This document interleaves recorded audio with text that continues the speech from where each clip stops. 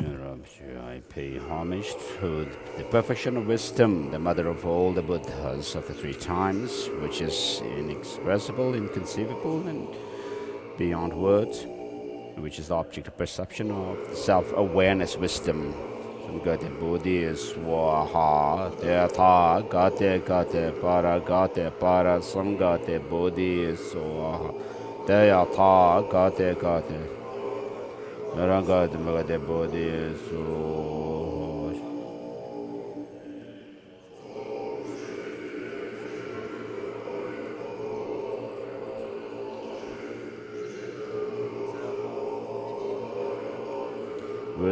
Verse of homage from Abhisamaya Lamkara. Yunayum de la Chat.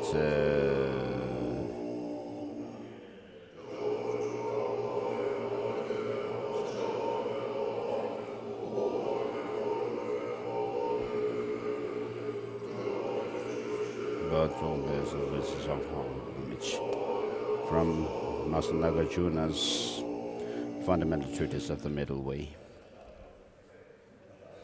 So take your tea first. So this is talking to the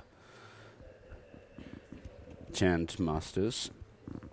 Otherwise, you'll have upset stomach if you drink cold tea.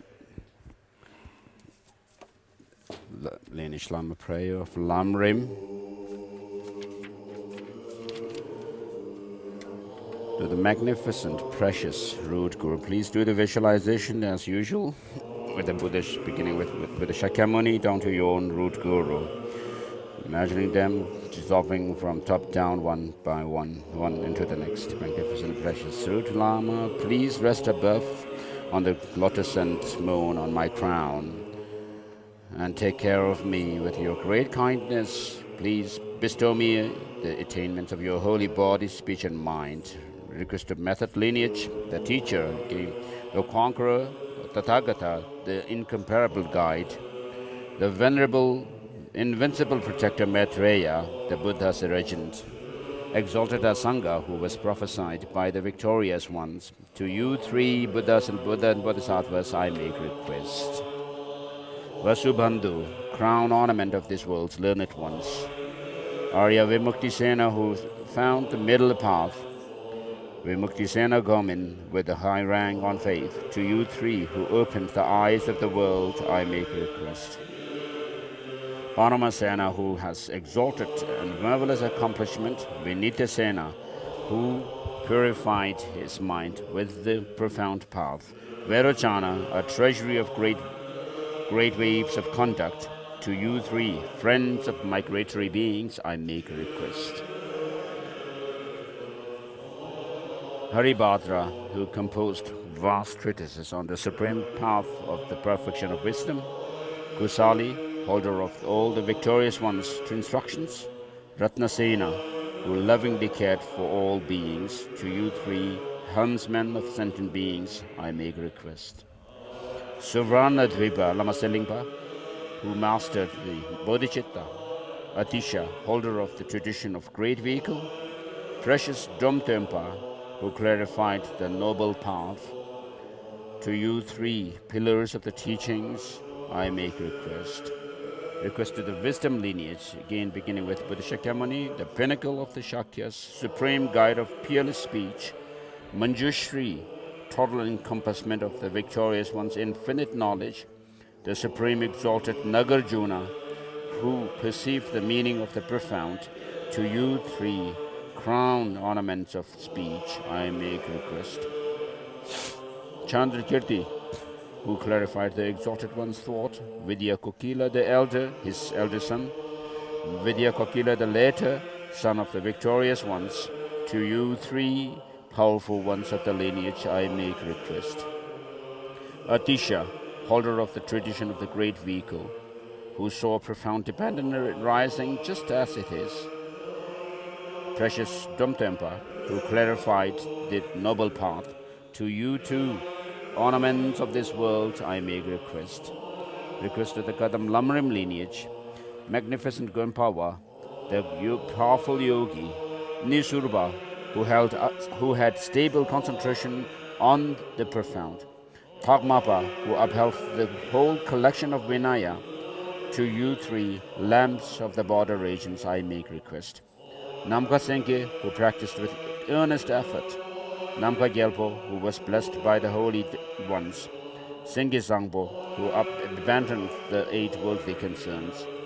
To Gyalse Sangpo, I make request. With bodhicitta, seeing all beings as his child, blessed and cared for by the sublime deities, supreme spiritual friend, guiding migrators in degenerate times. At the feet of Namka Gyaltsen, master of Lama Tsongkhapa, I make request. Request to the Kadam Shungpa Walinich, the spiritual friend Botowa, representing the lineage of the victorious one, Sharawa, unequaled in critical analysis. Chekawa, who fulfilled the bodhicitta. To you three who fulfill the hopes of beings, I make request. Bodhisattva Chilpupa, possessor of all transmissions and insights, Lungke Wangchuk, supremely learned one. Gompo Rinpoche, protector of migrators in the 3 realms, to you three great elders, I make request. Sangchenpa, who had the sweet scent of pure morality, Sonawa, master of 100,000 sections of Vinaya, Muntaba, who reached the limits of the Abhidhamma ocean, to you three guides of migrators, I make request. Having found the profound, vast Dharma, Che became a protector, of all fortunate migrators. With good Sangpo be deed, developed the doctrine. At the feet of glorious Guru Church of Sangpo, I make request. Request to the Kadam instruction lineage, Sultimbar, great, powerful, accomplished one, Shunu, who correctly relied on spiritual friends. Gergompa, who trained his mind in the supreme vehicle's path. To you three sons of the victorious ones, I make request. Sangyewan, holder of a treasure of marvelous qualities. Namka Gyalpo, blessed by the holy ones. Sengye Sangpo, who abandoned the 8 worldly dharmas. To Gyalse Sangpo, I make request. With bodhicitta, seeing all beings as his child, blessed and cared for by the exalted deities, supreme spiritual friend, guiding migratory beings in degenerate times, to Namka Gyaltsen, I make request. Request to the Gyaluk lineage, you, Avalokiteshvara, great treasury of non-objectifying compassion, Manjushri, powerful and stainless wisdom, Tsongkhapa, crown ornament of the learned ones of snowlands, to the feet of Lobsang Drakpa, I make request. Great scholar adept, Sherab Sengye, omniscient Gedun Drup, the first Dalai Lama, Norbu Zangbo, who attained the 3 Buddha bodies. To the 3 glorious masters, I make request. Gedun Gyatso, the second Dalai Lama, Kirtup Gelek Belsang, scholar adept Lautun Sonam Belsang. To the 3 holy masters, I make request. The lotus holder Sonam Gyatso, the 3rd Dalai Lama, the upholder of the profound instructions, Chö Belsang, sovereign Lord Kundan Belger Hundup. To you 3 scholar adepts, I make request. Ngawang Lobsang Gyatso, the 5th Dalai Lama, Lobsang Chödak, the kind master, Lobsang Gyaltsen, the omniscient Jamyang Shebe Dorje, to you I make request. Spiritual master Jamyang Deve Dorje, incomparable, Ngawang Chogden, the incomparable great Gaden throne holder, supreme leader Gyawang Kyesang Gyatso, the 7th Dalai Lama. To you 3 I make request. To you 3 incomparable ones I make request. Longdul Ngawang Lobsang, the great throne holder, Ngawang Nyantak, Banglung Tulku by the name of Ngawang Chenzin, Lungrik Wangchuk, and Yeshi Gyatso. To you I make request. Dharma Rinchen, the regent of Master Tsongkhapa, Shakyash Gyaltsen, the lamp for sentient beings, The glorious Stönjöketup, the three illuminators of the doctrine, to you I make request. Chogi Gyaltsen, the leader amongst teachers. Namga Gyaltsen, the great being. And the Venerable Lobsang Chogi Gyaltsen, to the three peerless masters I make request. Jundri Gyaltsen, the Lord of the realized masters. Damjo Gyaltsen, the guide of sentient beings. Gelek Gyatso, the treasury of ear-whispered lineage. To the three kind gurus I make request. Ngawang Champa, the illuminator of excellent path. Benchen Pelden Yishi, the emanation of Amitabha, the great tutor of the 8th Dalai Lama Yishi Gyaltsen. To the three illuminators of the path to liberation I make request. Bearing the name of Tugje, the treasury of Tsongkhapa's tradition, his spiritual son Ngawang Chunzin, crowning jewel of scholars, Yeshi Gyatso, to you three, the leaders of sentient beings, I make request.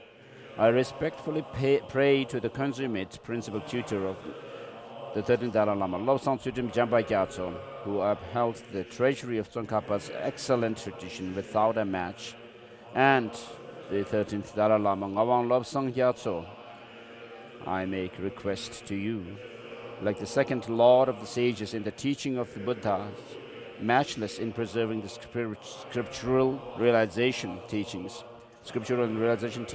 and whose triumphant enlightened activities reign over the three worlds, I make request to you, the Venerable Master, Ling Rinpoche.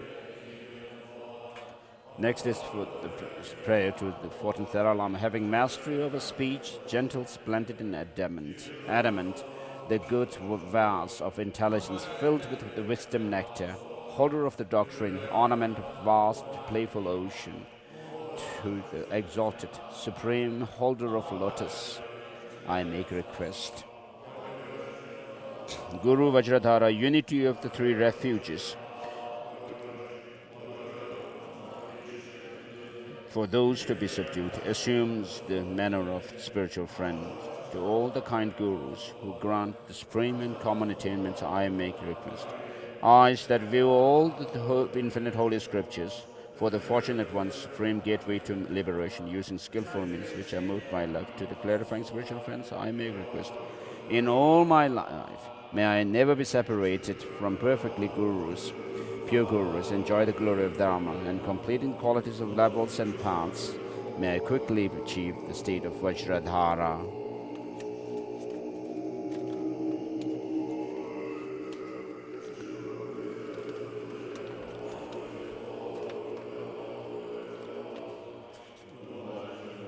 The foundation of all good qualities, the kind and venerable spiritual masters are the foundation of all good qualities.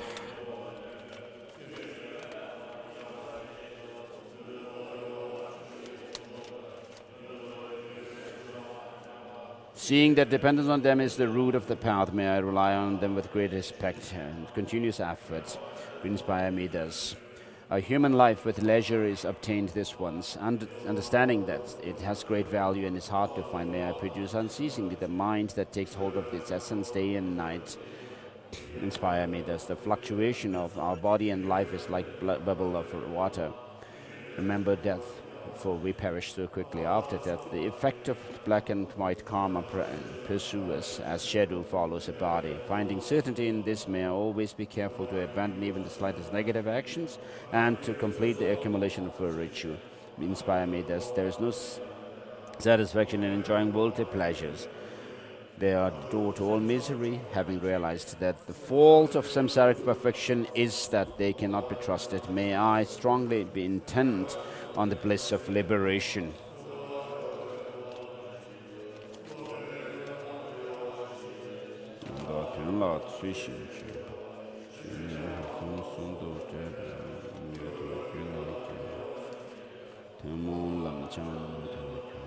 The pure thought to attain liberation produces great conscientiousness, mindfulness, and awareness. May I take the essential practice, escaping the vows of individual liberation, the root of doctrine, inspire me thus, having seen that all beings, my kind mothers, have fallen like ocean of cycling existence. May I train in supreme bodhicitta, assuming the obligation to The responsibility to free all migrating beings to inspire me thus, generating the dedicated heart alone without cultivation of the three moral practices, ethics, does not lead to enlightenment. Having realized this, may I practice with intensity for the vows of the conquerors and their spiritual children.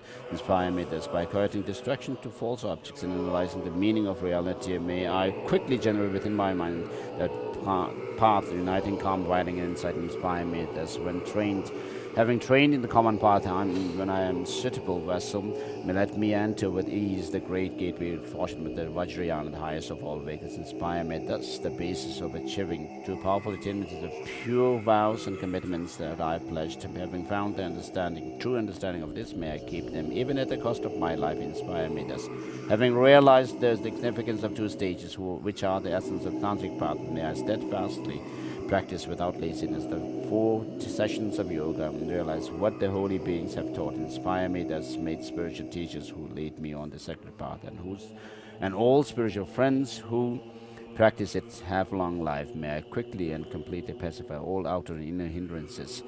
Grant such inspiration, I pray. In all my rebirths, may I never be separated from perfect spiritual masters and enjoy the magnificent Dharma, completing all qualities of stages and paths. May I quickly achieve the state of Vajradhara.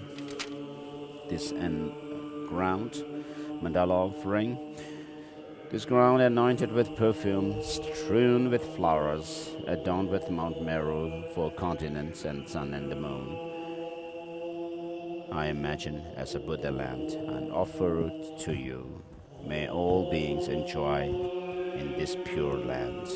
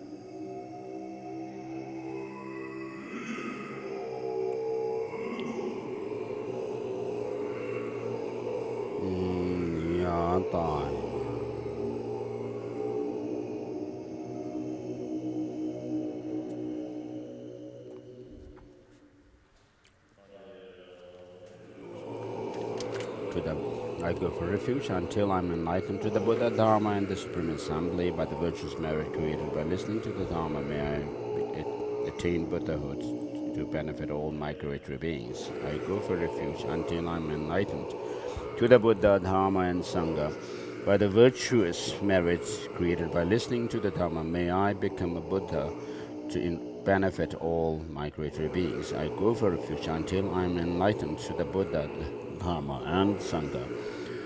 By the virtuous merit created by listening to the Dharma, may I attain Buddhahood to benefit all migratory beings.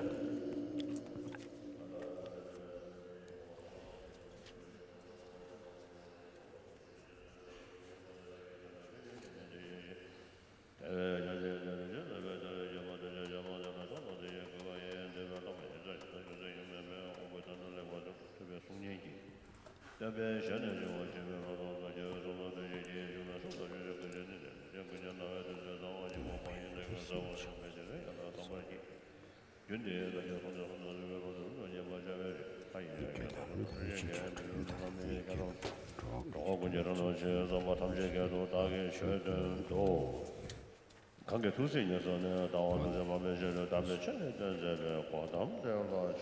prostrate to the Gautama who out of his compassion taught the holy Dharma to rid us of all wrong views. Master Tsongkhapa has said this verse.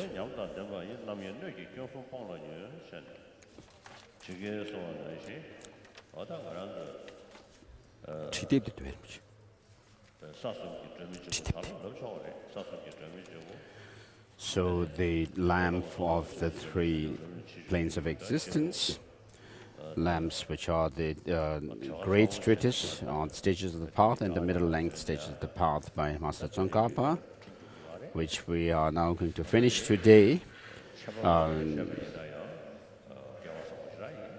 I feel very fortunate to have been able to give teaching on these two texts. I've taught both these texts several times in the past, and especially the Lamrim Chemo. So in other places I have taught Lamrim Chemo and the middle length. So it may be only this one time that I've been able to teach these two texts together in this place. And so having engaged in this discourse, all of us didn't have any major obstacles. Everything went very well, except for Ling Rinpoche, who had a bad accident.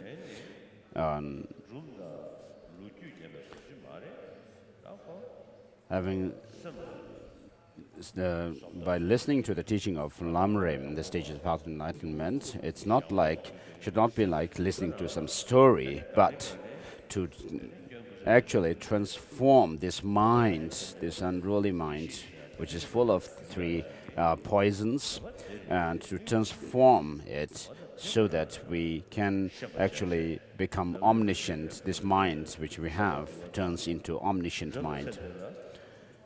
So it would be best to apply the teaching within ourselves so that we at least reach a certain degree of paths or grounds. But at least we should actually make some transformation within. It is possible unless you lack in your effort. So from now on, having listened to the Lamrim teachings, we should think, or we should consider ourselves and think of not being slave of the three poisons. It should not, receiving the Lamrim teaching should not be like counting how many times you have received the teaching without making any effort in transforming ourselves within. Otherwise, all our efforts would be in waste, and the money that the sponsors have spent would also be a waste. And so we have to put effort and make it worth ourselves worth to practice the Dharma.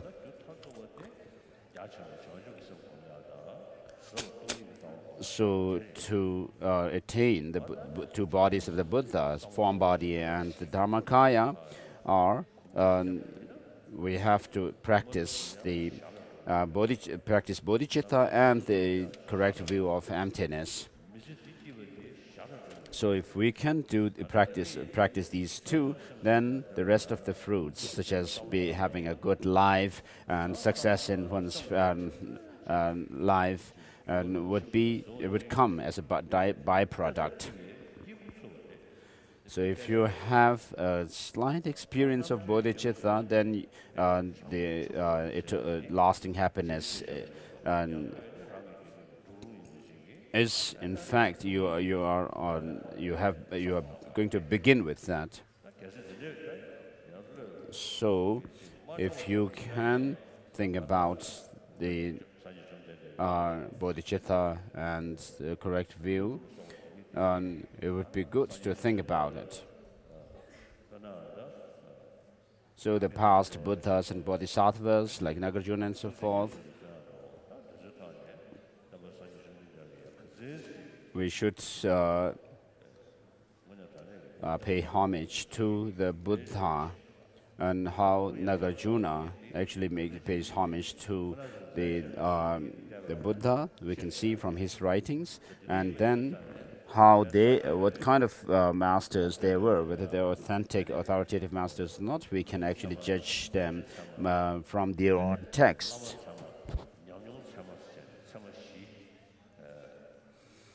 In the Sakya tradition, there is mention of the four valid things or authoritative things. The first is the scripture, then the exegetical treatises, and then the masters, and then experience, valid experience.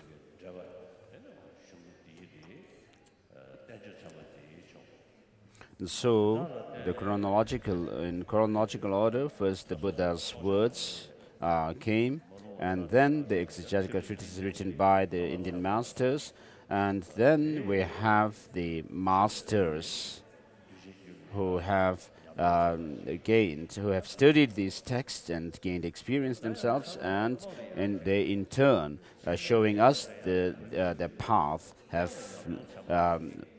made us have the experience. The disciples have the experience themselves. And on the other hand, and we can talk about the experience of the teachings within oneself. So, if you have, of course, we do not have the high experiences of the paths and the grounds. But if we actually reflect on how we were before hearing the teaching on bodhicitta, whether we were happier or not, and then compare that after having listened to the teachings, and if you have become happier or not. And so, with regard to the profound emptiness, when you directly perceive it, you reach the sixth.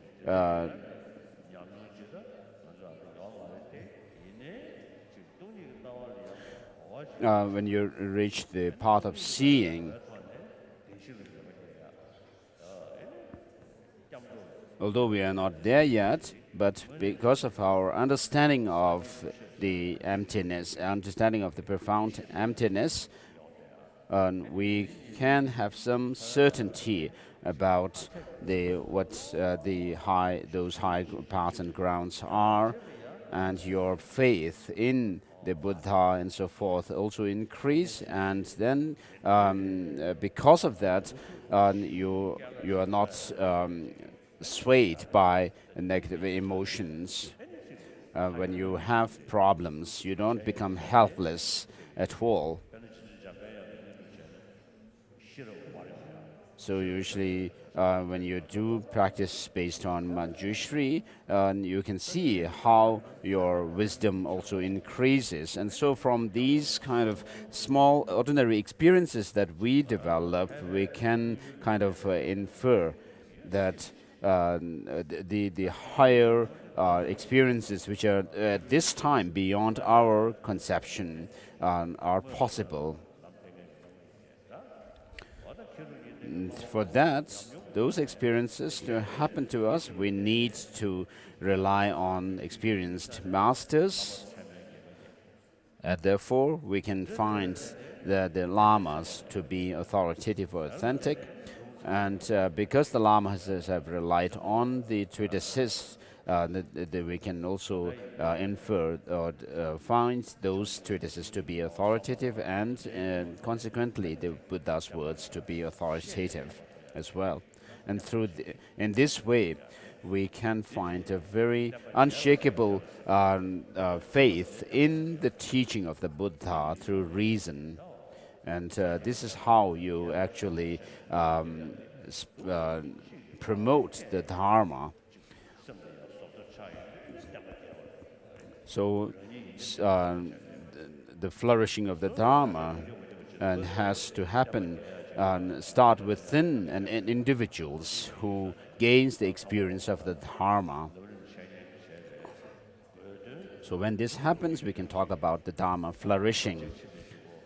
And so after 1 year, when you think back in retrospect, when you find that some change has happened within yourself, you should be able to make this change within yourself. Do you get me? So next year we'll gather for the rest of the 18 texts. So if you have made some transformation within yourself, that is an indication that the teaching has worked within you, having engaged in the discourse. So first we'll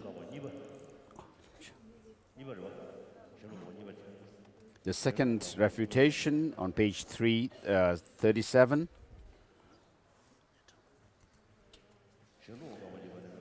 Opponent's position, we agree that it is not correct for meditation on emptiness to be the mere setting of the mind in a state that lacks any thought, without finding the view of emptiness, which is selflessness. Therefore, the position given above is not correct. However, once someone finds a view, which is the definitive meaning of selflessness, all cases of that person placing his mind in Lamrim Chemo in a non-conceptual state are meditations on emptiness. Reply, this is not correct. Your claim implies that because a person has found the view of definitive meaning, all of his or her non-conceptual meditations are meditations on the meaning of determined by the definitive view. If that is the case, then please tell us why that person's meditation on the spirit of enlightenment would not be a meditation of view of definitive meaning. Opponent, the meditation on spirit of enlightenment is the meditation of a person who has found the view of the definitive meaning. Yet it is not a meditation during which one is mindful of the view and stabilizes the mind upon it. Reply, indeed, I agree that when a person who has found the definitive view meditates, it may be considered a meditation on emptiness if it is a meditation in which he or she is mindful of the view and then stabilizes the mind on the view. But how could this entail that all instances of that person placing the mind in a non-conceptual state are meditation sustaining the view? Therefore, although you have found the view, when sustaining the view, you must meditate on emptiness by remembering the meaning which the view previously determined. Simply placing your mind in a state of non-conceptual suspension does not constitute meditation on emptiness. Our own system's understanding of the meaning of the phrase without any discursive thought has already come up several times in the sections of serenity and insight. It means to keep holding the mind on the object of meditation without engaging in a great deal of analysis, which thinks this is that and this is not that. We do not accept the claim that it means being free from conceptual thought. The third refutation, opponent's position. We also do not agree with the first position, which says that meditation on emptiness means setting the mind in a non-conceptual state without finding the view. Nor do we agree with the second position, which says that after one has found a view, any placement of the mind in a non-conceptual state is not meditation on emptiness. However, one should meditate without any discursive thought in alternating periods, beginning with a period devoted to analysis to using discriminative wisdom.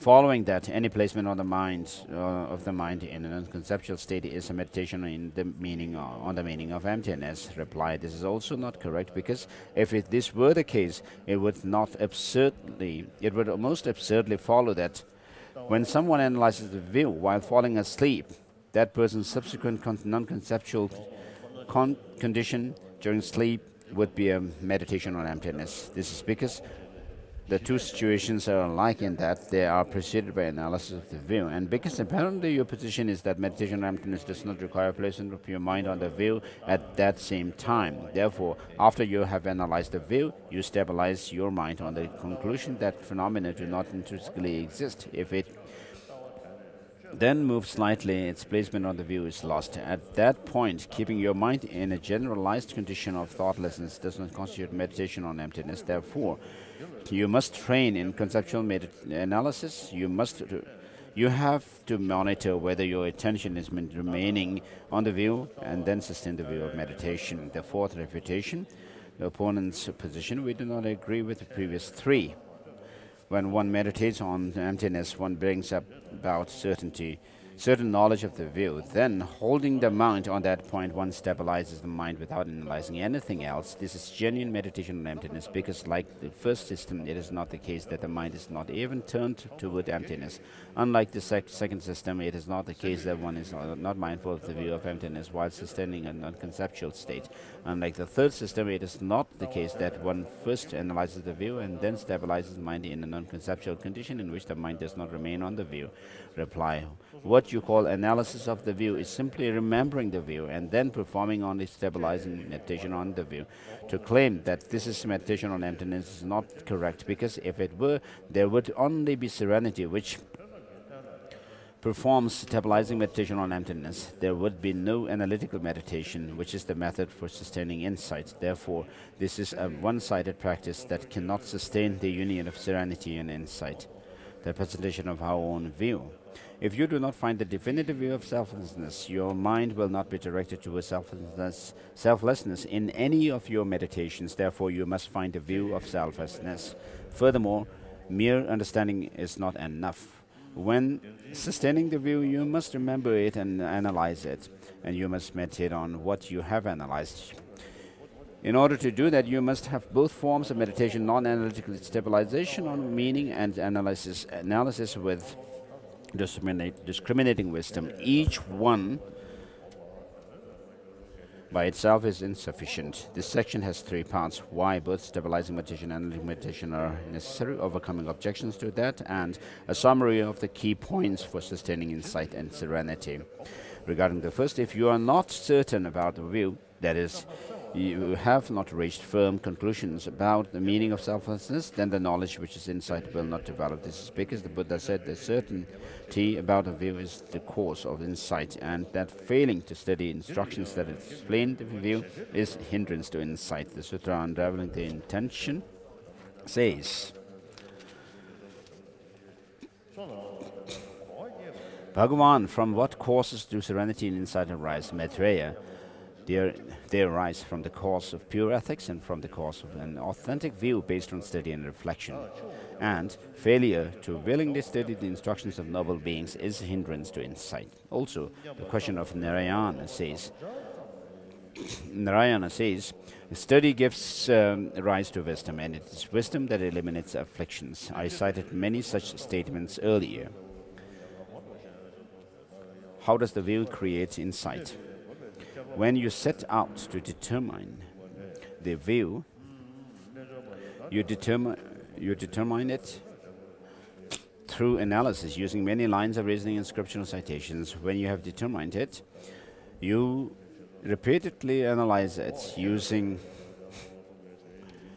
discriminating wisdom. Stabilizing meditation alone without sustaining the view will not create insight. Therefore, when you meditate after having attained serenity, you must sustain the view through continued analysis. Opponent: we do not claim that there is no analysis at the beginning. However, once study and reflection have determined the view, if you then practice analytical meditation during a session of meditation, these thoughts are conceptions of science. Reply: it is not tenable to fail to sustain the view in this way, for we have given abundant refutation of the claim that any conceptual thoughts are conceptions and of science, and of the claim that ordinary beings meditate on selflessness with a wisdom that is free from conceptual thought. Furthermore, because you claim that all of those conceptual thoughts are conceptions of true existence, if they had to be stopped during meditation on the view, then they would also have to be stopped. When determining the view in such as much as conceptual thought is needed to make those determinations. And since you must use conceptual thought for everything, such as teaching students, debating, composing, and thinking about the view, you would also have to stop it at those times, because you cannot make even the slightest distinction which allows for a conception of true existence that must be stopped during meditation, but which does not need to be stopped at other times. Opponent: we do not agree with that. One conducts one conducts analysis using many lines of reasoning and scripture citations in order to know something that one does not yet know, the meaning of selflessness. During meditation, such analysis is unnecessary because the view has already been found. Reply: if this were so, then since noble beings have perceptual knowledge of selflessness on the path of seeing, it would be pointless for them to meditate on selflessness that they have already seen. Opponent: they must meditate on emptiness already perceived on the path of seeing, and by by becoming accustomed to it, they eliminate the afflictions to be eliminated on the path of meditation. The path of seeing alone cannot eliminate those afflictions. Reply: yes, and this case is similar because here, even though previous study and reflection have already determined a view with certainty, you must become accustomed to that, to what you have determined. This is because ascertainment of the view becomes strong, long-lasting, clear, and steady to the extent that one becomes accustomed to what one has determined. Therefore, as Dharmakirti's commentary on the comparative valid cognition says, ascertainment and reifying mind are the nature of the cancelled and that which cancels. Because those two are the cancelled and that which cancels, reification is cancelled as your ascertainment takes on qualities such as steadiness and strength. Therefore, here again, you must maximize your ascertainment of the absence of intrinsic existence. You must reflect on many lines of refutation and proof.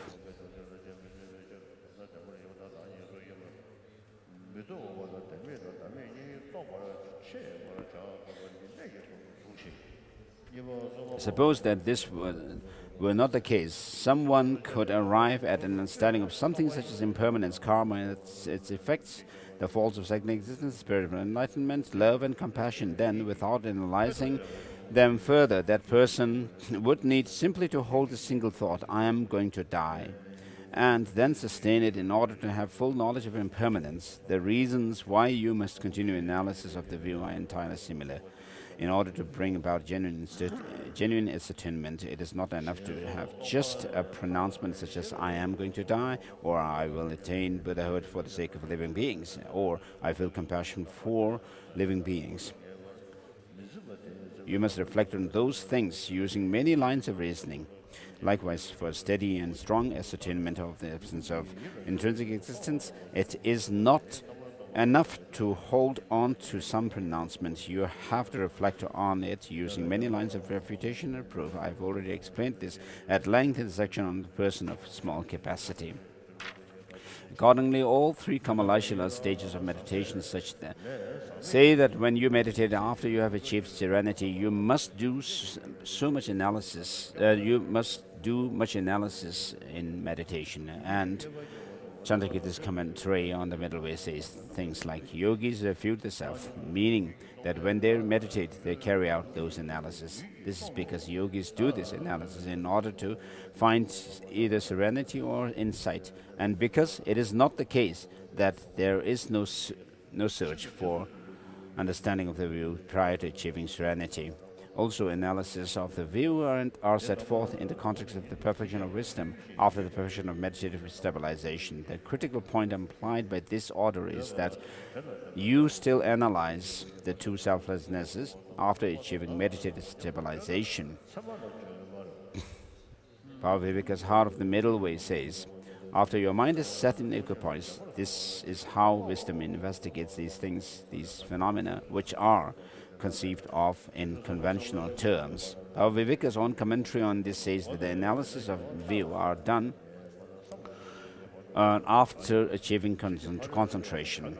Also, in engaging in the Bodhisattva's deeds, Shantideva says that you achieve serenity in accordance with what appears in the chapter on meditative stabilization. Then, when you cultivate wisdom, you cultivate it via rational analysis. Therefore, the sequence of the last two perfections and the sequence of the last two trainings are, in all cases, sequences in which wisdom is cultivated after you have previously achieved concentration. In discussions on how to cultivate that wisdom, every statement about analysis of the real nature and the diversity gives the same sequence of meditation, so do not imagine that it is the other way around. Beyond just these sources, there are many great texts that say this, so there is no doubt that you must analyze during meditation. While this is so, if you perform only analytical meditation when cultivating insight after you have achieved serenity, your earlier serenity will be destroyed. Since it was not refreshed, serenity will be gone. Thus, as explained earlier, insight also will not develop. Therefore, you must sustain the serenity that previously set up a condition of mental stability, since you must also practice analytical meditation. Both are necessary. Furthermore, in the practice of insight, at the conclusion of analytical meditation, you practice stabilizing meditation on that meaning. By doing this, you will achieve a union of serenity and insight focused upon selflessness.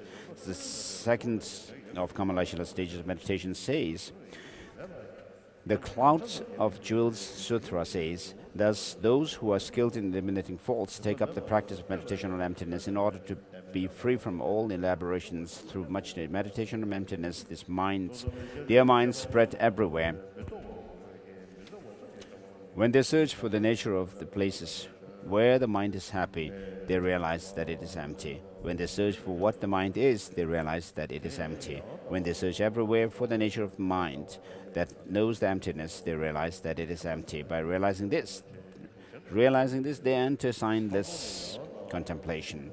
This shows that only those who have previously carried out a full examination will enter into signlessness. It very clearly shows that it is impossible simply to eliminate mental activity altogether, and that it is impossible for wisdom to enter the non-conceptual state without having analyzed the nature of things. This passage states that when you investigate the places where your mind spreads and the mind which spreads there, you realize that they are empty.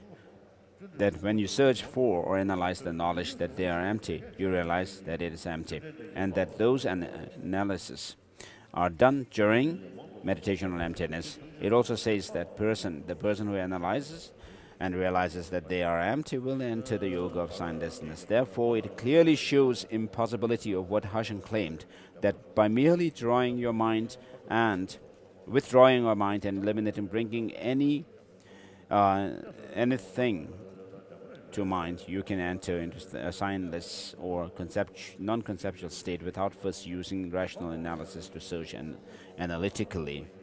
Therefore, as I explained before, the sword of reason cuts through phenomena, revealing that they lack even a shred of the two selves, and brings forth certainty about selflessness. So, if a thing possessed of the two selves does not exist, then how could the non-existence, which is its negation, be established in reality? The conception that the non-existence, that is the absence of the son of a barren woman, really exists must be based on the observation of a barren woman and her son. If those two are never observed, then no one thinks to construct the expression the non-existence of the son of the barren woman truly exists. In the same way, when you see no truly existent thing anywhere at all, you also do not give rise to the conception that the non-existence of that truly existent thing is something truly existent. Therefore, you stop all thoughts conceiving of signs. Because if a thought conceives of true existence, it must be a thought that conceives of the true existence of either an existent or a non-existent. So, if the larger category is negated, then the subcategory is negated. This is what the Kamalashila stages of meditation says. Thus, to achieve a non-conceptual sublime wisdom, you alternate. 1. Developing certainty, profound certainty that there is not even a particle of true existence in anything or non-thing, anything or non-thing whatsoever. And 2. Stabilizing your mind on the conclusion thereby reached. You cannot achieve such wisdom by simply constricting mental activity without an analysis of an object, because this approach does not make it possible to eliminate the conception of true existence. This is because it is merely not thinking of true existence. It is not knowledge of the absence of true existence. In the same way, it is merely not thinking of a self, but is not knowledge of the lack of self. So cultivating it does not stop the conception of self. Therefore, you must distinguish between not thinking about true existence or the existence of true selves and knowing the lack of true existence or the non-existence of the two selves. Remember this critical point. Overcoming objection to that. Objection. Since analytical discrimination of the meaning of selflessness is conceptual, it is contradictory that it should produce the non-conceptual wisdom mind. This is because there must be harmony between the effect and its cause. Reply. The Bhagwan himself spoke about this using an example. The Kashyapa chapter sutra says, Kashyapa, it is thus, for example, two trees are dragged against each other by the wind, and from that a fire starts, burning the two trees. In the same way, Kashyapa, if you have correct analytical discrimination, the power of a noble being's wisdom will emerge. With its emergence, correct analytical discrimination will itself be burnt up. This means that the wisdom of the noble being emerges from analytical discrimination. Kamalashila, second stage of meditation says. So this part is finished.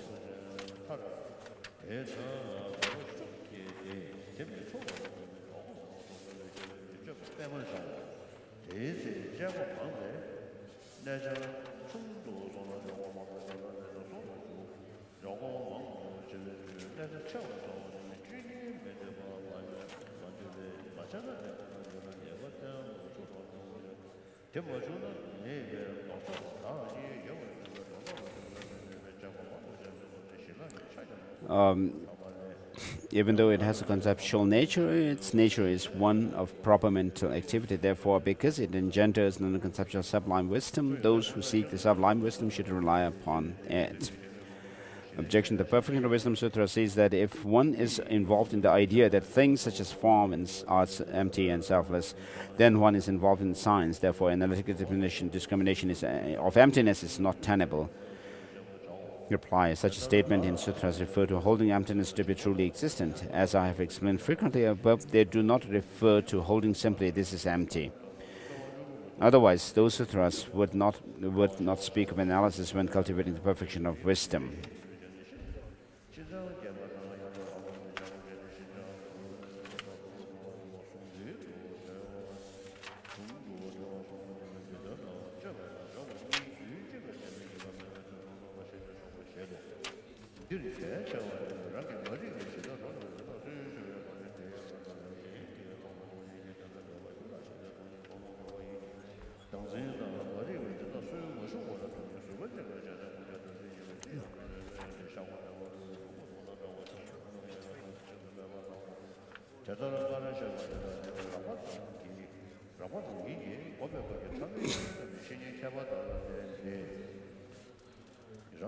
Page 252 and the final paragraph.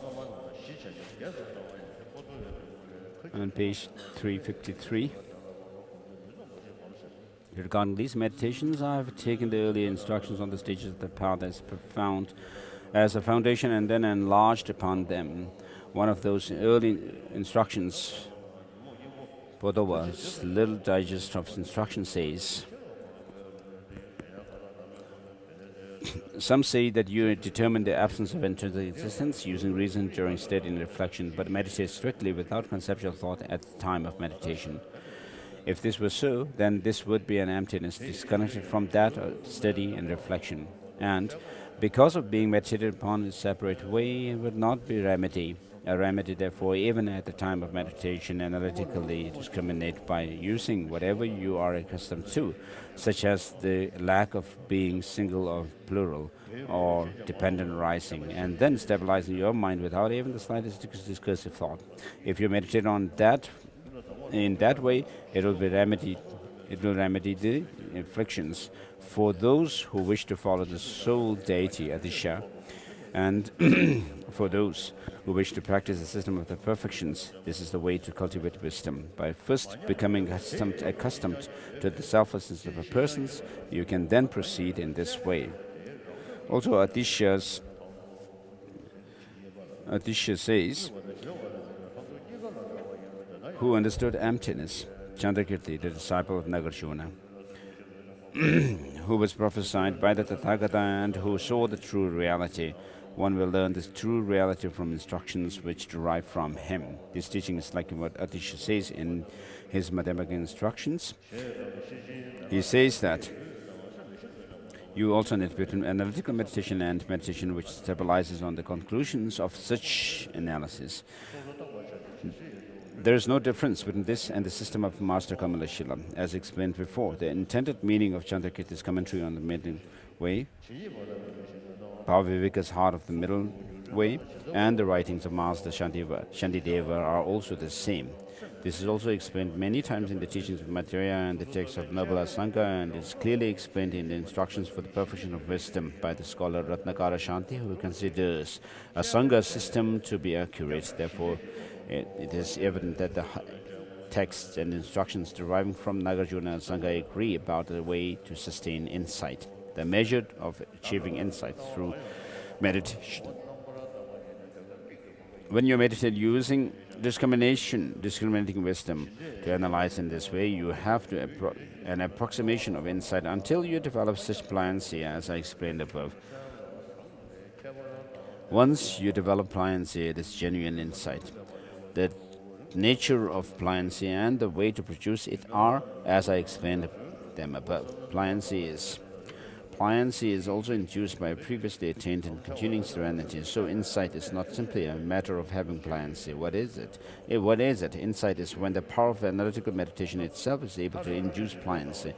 In this regard, insight observing this diversity and insight observing the real nature are alike. Thus, the sutra unraveling the intended meaning says, Bhagavan, when bodhisattvas who have not attained mental and physical pliancy attend internally to an object of concentration, which is an image based on how they have understood those conventional phenomena in deep reflection, what is that attention called?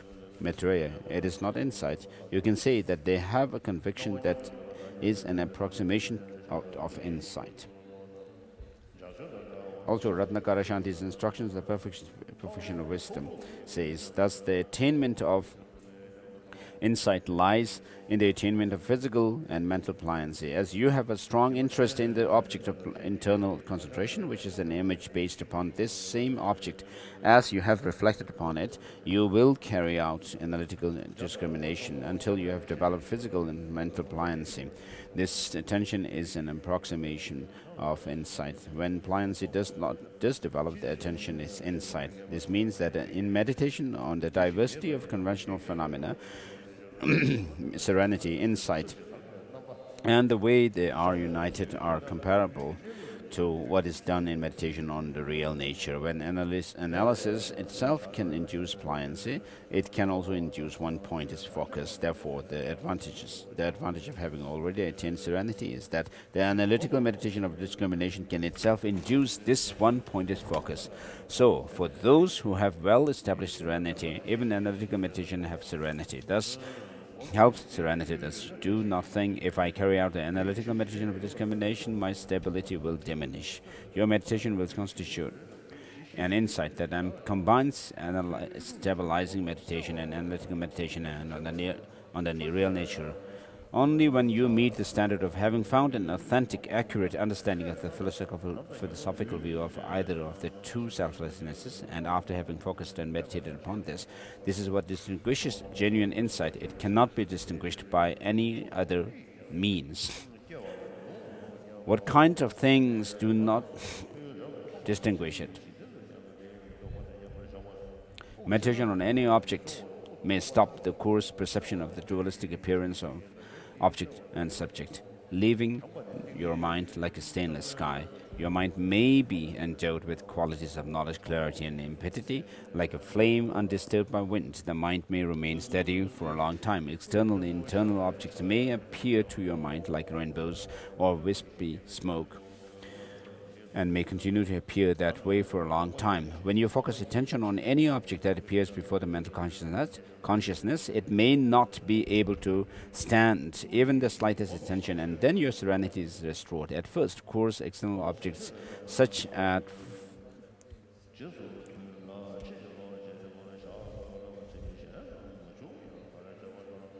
form and sound do appear. It seems that understanding and experience of the sort which you formerly possessed have been expelled. When you focus your mind on them, they disappear without fear, bearing the slightest attention. Such experiences occur, but cannot be considered cases of finding the view which knows the reality beyond the two extremes. Nor can these hazy, indistinct appearances be at all considered as illusion-like in the Madhyamaka sense. This is because many such things appear when you sustain stability for a long time, even when your mind is not directed toward the view.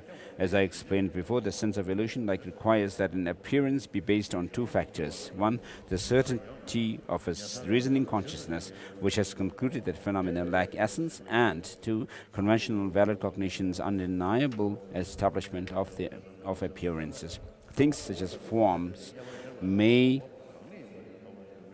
appear to your mind under a sheer and diaphanous aspect, like a rainbow. This is simply the combination of the absence of any tangible object and the glimmering appearance of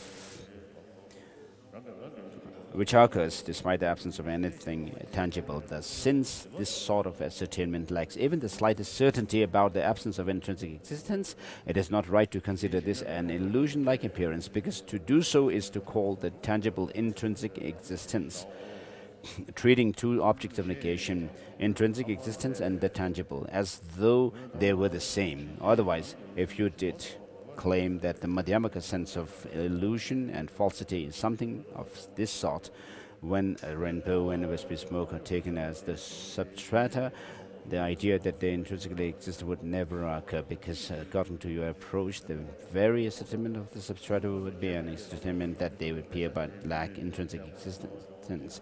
Also, when the tangible is itself taken as the substratum, this approach would not lead to the ascertainment that the tangible lacks intrinsic existence, because according to your approach, the ascertainment of the substratum is the conception of intrinsic existence. Therefore, when form and such appear in that way, this is not what it means to appear like an illusion, because there is not even the slightest repetition of the object of misconception, which thinks that this sheer and diaphanous appearance is the mode of being or ontological status of those objects. As I explained, illusion-like appearance refers to what appears to someone who has previously found and who has not forgotten their authentic view. The stages of the path tradition deriving from Geshe Gwenpa describes how to generate that understanding of emptiness as follows. First, you meditate on selflessness of persons. You then meditate on the meaning of the selflessness of objects, bringing mindfulness and vigilance to bear. In a long session, failure to use mindfulness will cause you to fluctuate between perplexity and excitement, and thus there will be little benefit. Therefore, during the fourth session, page 359, after the reply, moreover, there is one special case to consider. The analytical meditation immediately preceding the achievement of insight can induce one-pointed focus. I did explain above that it is impossible to establish serenity prior to achieving insight. You repeatedly alternate between analysis and post-analytical stabilization. I explained that after you reach serenity, analytical meditation cannot induce non-discursiveness. I made these explanations in terms of the situation prior to the attaining of insight, leaving aside the exceptional case of analysis at the inception of insight. In brief, prior to achieving serenity, it is impossible to reach serenity by doing stabilizing meditation in alternation, stabilizing your mind at the conclusion of analysis. Once serenity is established, but prior to achieving insight, analytical meditation cannot itself induce a solid one-pointed stability. Therefore, reaching solid stability through analysis, extensive analysis by discriminating wisdom comes about when insight is achieved. Thus, the union of insight and serenity is also posited at that point. But I'm wary of being long-winded, so I will write no more.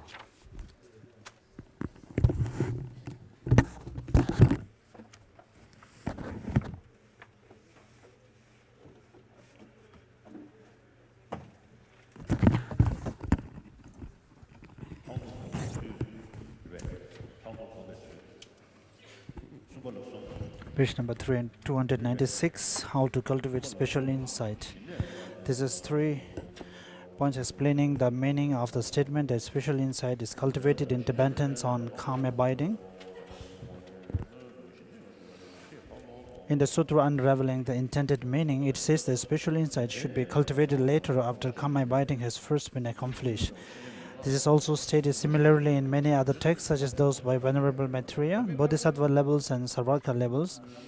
Baba Viveka Shantideva Kamaleshila's 3 volumes, Stages of Meditation and Instruction on the Perfection of Wisdom.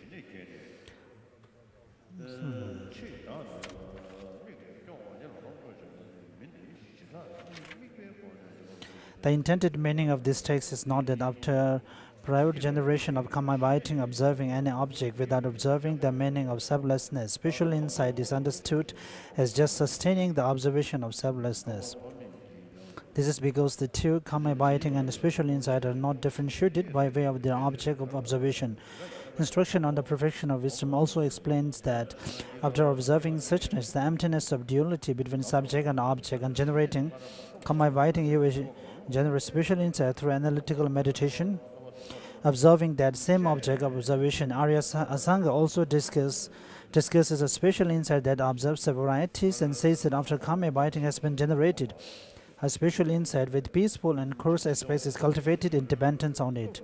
Moreover, he says that it is a path common to both non-Buddhists and Buddhists as well as to ordinary beings and Aryas.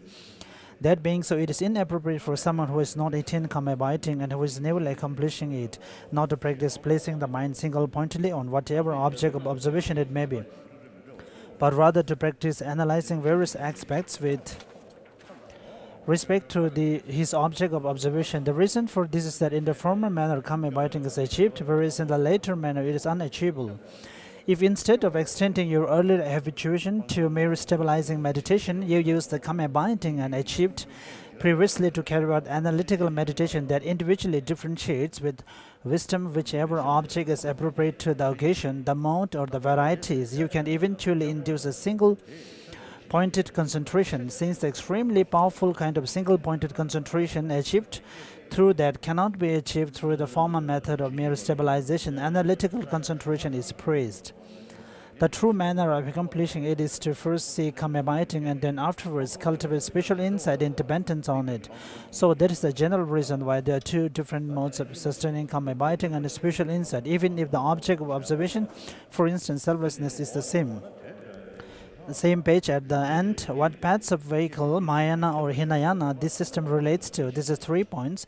Now, what does this sequential approach to the generation of calm abiding? So this is actually not evident in the great treatise of the text, but here it's more emphasized on this subject. It is common to the vehicle of hearers and solitary realizers and the great vehicle of the perfection. In fact, to the 14th system, in my great exposition in the exposition of the path of mantra, I have already explained the assertions of individual tantras and their commentaries to the effect that it is similar for the 3 classes of tantra. Page number 298, continue. So here His Holiness comments that this is a special emphasis on the Tantra practice. Continue reading. With regard to highest Yoga Tantra, it says in instruction on the perfection of wisdom, quoting from Guhya Samaja Tantra, when you examine your own mind, all phenomena dwell in the mind, phenomena dwell in that watcher of space, phenomena do not exist nor their nature. Also in the descent to Langa Sutra, in dependence on mind only, external things are not conceived. With this enforced statements, Ratnakarasante explains the three levels of yoga are taught. The one mentioned, observing mind only, one observing suchness, and one without appearance. It appears that the mode of attaining calm abiding and spiritual insight on the first two levels through stabilizing and analytical meditation is explained as above.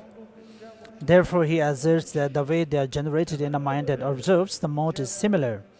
Even in the context of highest yoga tantra, our system requires one's method for developing an understanding of the view to be in accord with what appears in the Madhyamika texts. With respect to how it is sustained, there is analysis of and then mental attention to suchness during some subsequent attainment phases of the generation and complete stages. Third outline, explanation of the actual way to cultivate spiritual insight in dependence on calm abiding. This is 2 points. The need to find a view. If you have not found the way of selflessness, no matter what system of meditation you perform, that meditation will not rest on the meaning of suchness. That is why it is necessary to find a view. Page number 299. This is 3 points.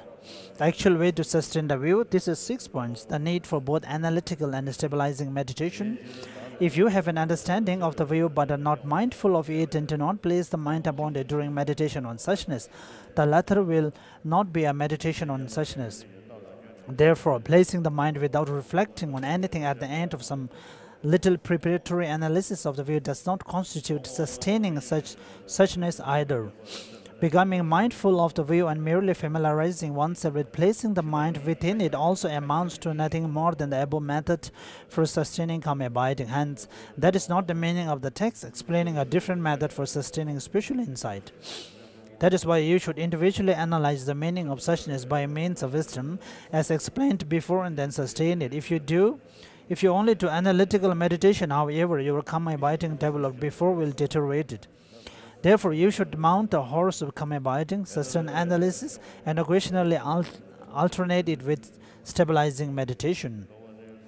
More specifically, if the stability factor lessens through increased analytical meditation, you should do more stabilizing meditation and refresh the stability factor. If you do not really want to analyze because of increased stabilizing meditation, or if despite analysis your mind is not fit to go anywhere and becomes engrossed in the quiescence factor, you should do analytical meditation a lot, since it is very powerful. If you cultivate the two, calm abiding and spiritual insight, in continuous equality, you should do it that way. In stages of meditation, it says, at times when wisdom becomes very predominant, because spiritual insight has been cultivated, calm abiding is lessened. Therefore, since the mind will flicker like a butter lamp set in a breeze, it will not perceive suchness very clearly.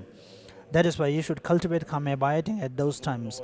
Also, whenever calm abiding predominates, like someone asleep, you do not see suchness clearly. Therefore, at those times, you should cultivate wisdom. With respect to sustained analysis in this manner, it is appropriate to hold all conceptions whatever to be apprehensions of signs that apprehend the true existence, and stop them. This is because it was proven several times before that conceptions that are apprehensions of true existence are only one class of conceptions. The view that anything apprehended by conception falls down a causality of reasoning is a differentiation whose object is negation is excessive, and it has been proven that this is not the meaning of the scriptures either. Even without making such an assertion about other objects, you may wonder if everything the mind apprehends regarding suchness is an apprehension of science, which is an adherence to true existence. This also is a fault, the fault of an erroneous mode of apprehension, but it does not concern anything apprehended, for it has been set forth that those who do not see beyond and seek liberation need to search for suchness by various means of scripture and reasoning. Page number 301. In an essay on the mind of enlightenment, it says, where conceptual thought appears, how could there be emptiness? Tadakadas don't perceive minds with aspects, or analyzers and object to analyze. Where these agents and objects exist, enlightenment does not exist. What is being pointed out is that someone who apprehends objects of investigation and investigators are truly existent has not attained enlightenment. If the wisdom of individual investigation were refuted, and if the mere objects of investigation and investigators were refuted, this would be in contradiction to the settling of suchness. in this text through many avenues of analysis associated with individual investigation. Also, if those two were not perceived by Buddhas, they would be non-existent. And in the same text, it says, meditating on emptiness, called non-production, emptiness, and selflessness as inferior nature is not to meditate on it. This does not refute the meditation that observes selflessness, the emptiness which is the non-existence of inherent production. Rather, it refutes the meditation on an emptiness that is being reproved and inferior nature apprehended as truly existent. In praise of the Transcendent One, it says, when you teach the nectar of emptiness to clear away all conceptual thinking, whosoever adheres to it is very much reproved by you. In the same way, it says in Precious Garland, accordingly, self and selflessness are not as they should correctly observable. The views of a self and selflessness were therefore rejected by the Buddha. It is also saying that since neither self nor selflessness are established in reality, the Buddha rejected the view that two really exist but did not refute the view of selflessness. This is because, according to the above quotation from the Refutation of Objections, if phenomena were not without the inherent existence of inherent establishment will exist. In the verse summary of the Perfection of Wisdom in 1,000 lines, it says, although the Bodhisattva thinks this aggregate is empty, engaged in science, he destroys the basis of non-production. Also in the Perfection of Wisdom in 100,000 lines, when engaging in what is called empty and selfless form, one engages in science, one does not engage in the perfection of wisdom. The meaning of these statements refers to the apprehension of emptiness and so forth as truly existent. Otherwise, the phrase, he distrusts the basis of non-production, would not make sense either, for to have trust in it would also be to engage in science. In the same sutra, it says, one who thoroughly knows that things lack inherent existence is engaged in the supreme perfection of wisdom, and when uncompounded, compounded black and white phenomena are shattered by wisdom and not even thus remains to be seen. In the world, this is counted as the perfection of wisdom. In the King of Meditative Stabilization Sutra, it also says, if phenomena are discerned as selfless and once discerned or meditated on, that is the cause for attaining the fruit, nirvana. Through any other cause, you won't find peace. Also, in essence of the perfection of wisdom, Shariputra asks, how should a bodhisattva who wishes to engage in the profound perfection of wisdom train? And Avalokiteshvara replies, he should thoroughly and correctly view even those five aggregates as assumptive of inherent existence. There are many statements like this which would otherwise be contradicted. That is why it says in praise of the sphere of reality, the Dhamma supremely cleans the mind, is a lack of inherent existence, and as long as one apprehends I and mind, one infuse aspects from without. When the two aspects of non-self are seen, the seeds of conditioned existence cease. Page number 303. In Commentary on the Middle Way, it also says, therefore, by viewing the self and mind as empty, the yogi will be completely liberated. You should understand this in accordance with the statements and sustain the continuity of ascertaining selflessness and the absence of inherent existence. Here it says in the stages of meditation, in Dharani of non-conception, it says, the science of form and so forth are abundant by not attending to them. This implies that one does not attend to whatever is not observed of an investigation with wisdom.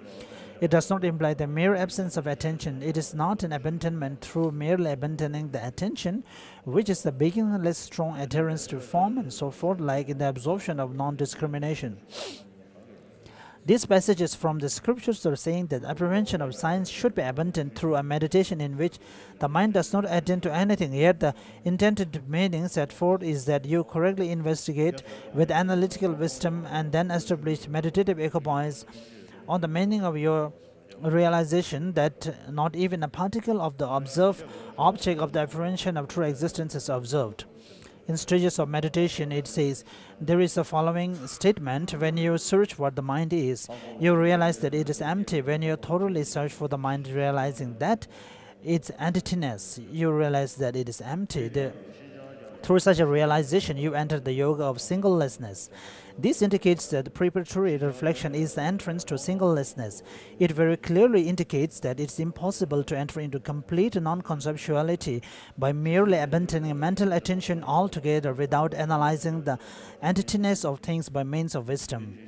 This treatment from the cloud of jewels of Sutra is saying that if you have not found the way of suchness through correct prior analysis, you will not be able to engage in the meaning of suchness non-conceptually. In stages of meditation, it is in order to refute the presumptuous claim that you can then realize what is said to be inconceivable, beyond mind, and so forth by merely hearing and thinking about the profound meaning. It was taught that since these are objects known by the individual Aryas themselves, they are inconceivable by others, and the like. This was also set forth in order to refute improper reflection upon apprehending the profound meaning as truly existent. However, it does not refute correct analysis by means of wisdom of individual investigation. It is said that if that were refuted, many reasonings and scriptures would be contradicted. Although it is considered an entity of conceptual thought, non-conceptual wisdom arises from it because it is an entity of correct mental attention. Therefore, those who want that wisdom should rely on it. It is very important to understand the way in which these statements refute the Chinese abbot's preposition that even without finding the view that settles suchness in dependence on scriptures and reasonings, suchness is realized by meditative ecobias without any mental attention whatsoever. These methods of meditation also appear in early instructions on the stages of path. In Padava's jewel box, it says, while hearing and thinking through reasonings, some say you settle that there is no inherent existence. But when you meditate, cultivate non-thought. If you do that, this emptiness, unconnected, cultivate apart, will not serve as antidote. This, even at the time of meditation, investigate that which you are familiar with, not one or many, dependent relation, and so forth. Also abide a bit in a non-conceptual. If you meditate like that, you will cure the afflictions, those who wish to follow the Divine One, and wish to practice the system of perfections, that is their method for cultivating wisdom. Familiarized with the selflessness of persons, they should engage in it accordingly. The elder also said this well, through whom is emptiness realized, through him foretold by Tathagata, who saw reality, that is that which is true, Nagarjuna's student and the Kriti. Through oral instructions transmitted from them, the truth, the reality will be realized.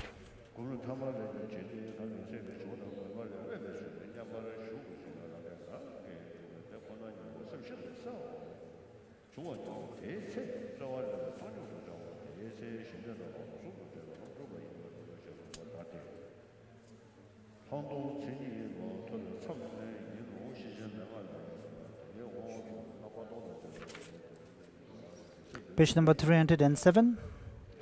In instructions on the perfection of wisdom, it also says, then you observe that very image connected with the analysis. When you experience both of them in your mind through the continuum of uninterrupted and unobstructive mental attention, it is called a path of union between karma abiding and special insight.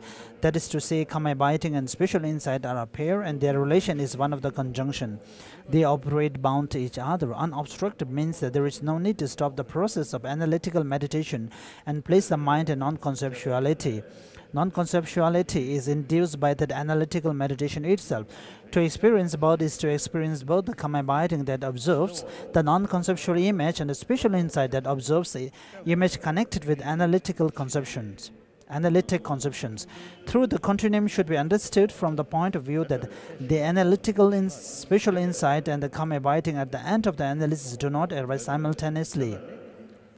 However, when there is actual karma abiding induced by the power of analysis, both special insight, the intense differentiation of phenomena that observes the mode, and karma abiding, the meditative stabilization that firmly and single-pointedly abides on the mode, operate in association.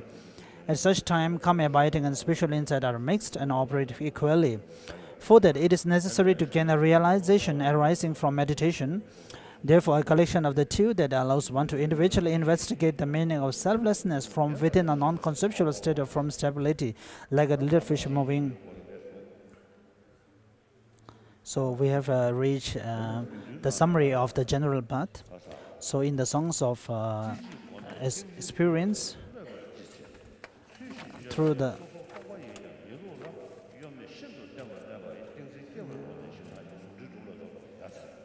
single-pointed familiarization evidently brings meditative concentration.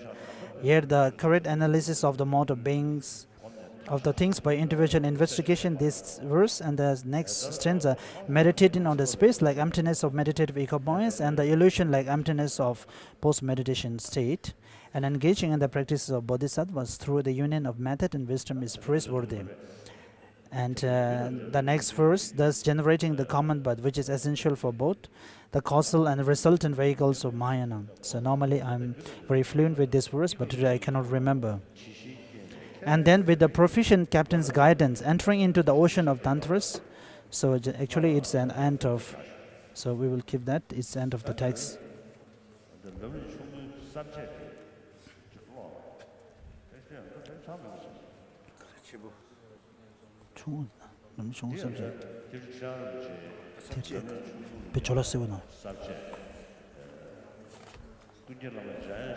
So this outline of the Midland Lumbrim written by Tujang Rinpoche.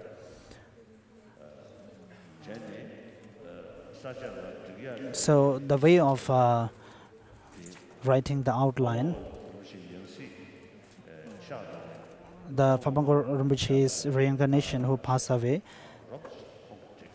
and it was roughly presented by him, and then Tujang Rinpoche went through it and corrected and then formulated it. And there is also a print with all the outlines, and I also have got the transmission of this, and I once also have given this transmission once in Sarah. So I haven't been able to read the outline till here now, so I just read it today separately.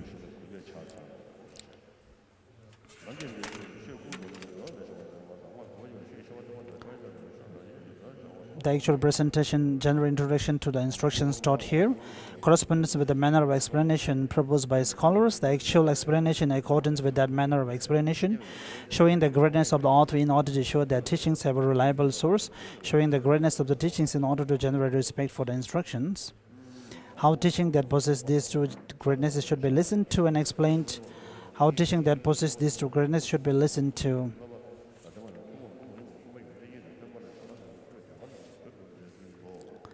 showing the greatness of the author in order to show that the teachings have a reliable source, how Adisha took birth in an excellent family, how Adisha obtained his positive qualities on that basis, having obtained them, how Adisha performed the deeds for the sake of teaching, how Adisha obtained his positive qualities, how Adisha obtained the qualities of comprehensive scriptural knowledge, and how he obtained the qualities of realization of his correct accomplishment.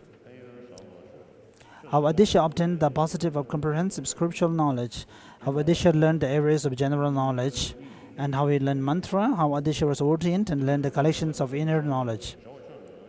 How Adisha obtained the qualities of realizations of its correct accomplishment, how all qualities of realizations are contained in 3 trainings. How Adisha was accomplished in 3 trainings, Adisha's accomplishment in the training of ethics, meditative stabilization, and wisdom. Adisha's accomplishment in the training of ethics, how Adisha was actually accomplished in ethics and the proper prediction of ethics. How Adisha was actually accomplished in ethics is 3. The Adisha possessed the highest vows of individual liberation, how Adisha possessed the Bodhisattva vows, and how Adisha possessed Varshayana vows. Adisha's accomplishment in the training of meditative stabilization, the common and uncommon. The accomplishment in the training of wisdom is also 2, common and uncommon, having attained those positive qualities. The deeds Adisha did for the sake of the teachings, this in India and in Tibet. This in Tibet, due to Adisha's possessing these 3 causes, his ability to ascertain the victor's intention, being cared for by protected deities, how Adisha's lineage is uninterrupted, the fact that Adisha was learning the 5 areas of knowledge. The special qualities of his disciples, Adisha's disciple in India, Ngarvi in Tibet, and Adisha's foremost disciple, showing the greatness of the teaching in order to generate respect for the instruction.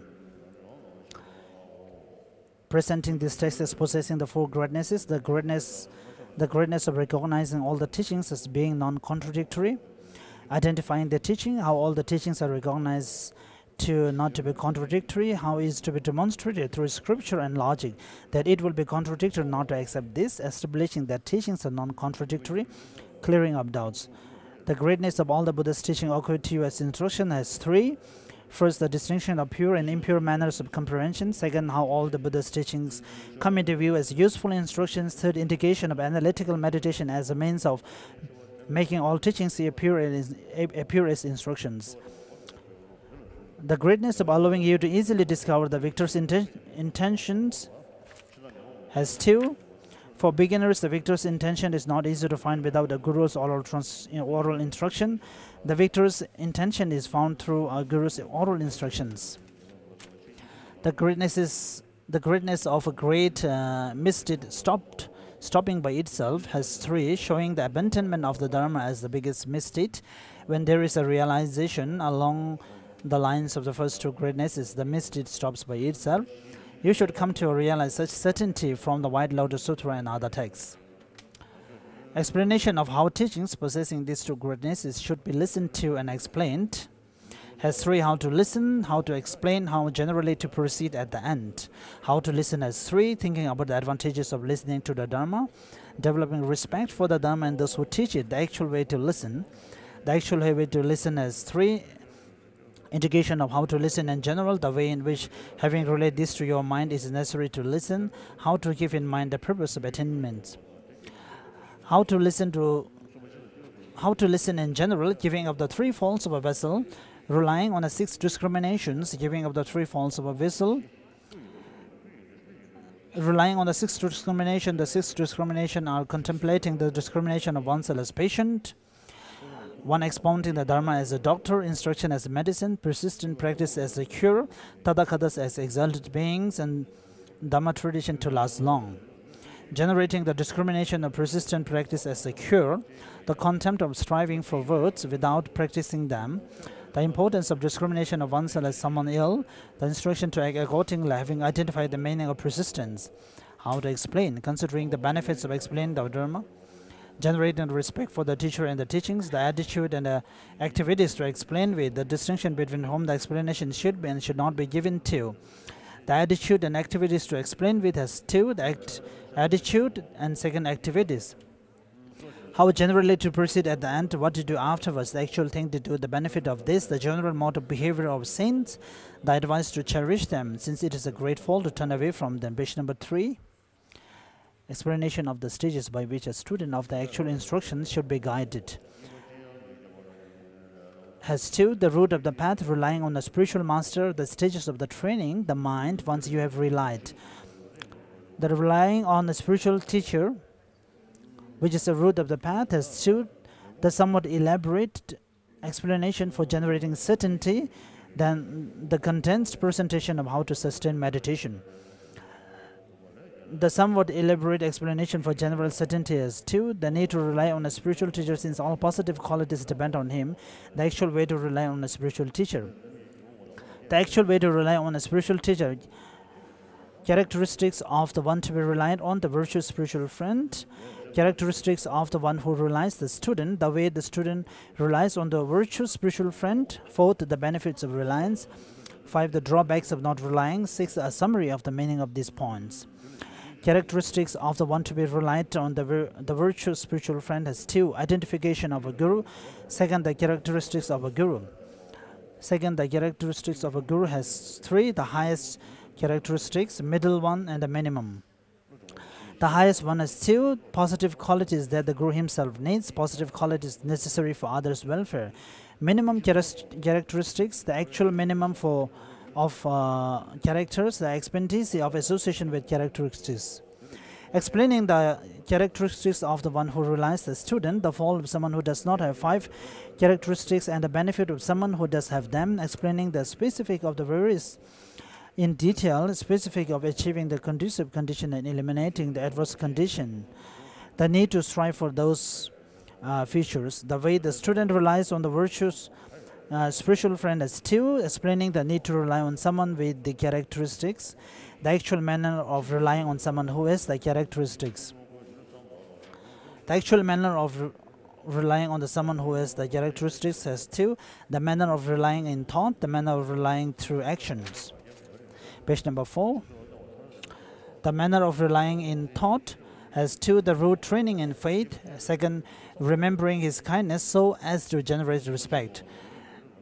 First, the root training in faith has 5, explaining faith as the basis of all qualities, identification of faith, the need to discriminate the spiritual master as a Buddha, the disadvantages of conceiving faults, the way of restraining concepts of faults, the manner of relying through actions, the need for reliance through actions, A condensed explanation of the three means of pleasing the spiritual teacher. The extensive explanation of those three means, offering the Guru material things, practicing in accordance with his advice, the benefits of reliance, benefits such as approaching the state of a Buddha, bad karma is exhausted, and the benefit exists, even that of making offerings to numerous Buddhas. The drawbacks of not relying, the actual it ruins this life and future ones. No positive qualities are attained and earlier ones deteriorated.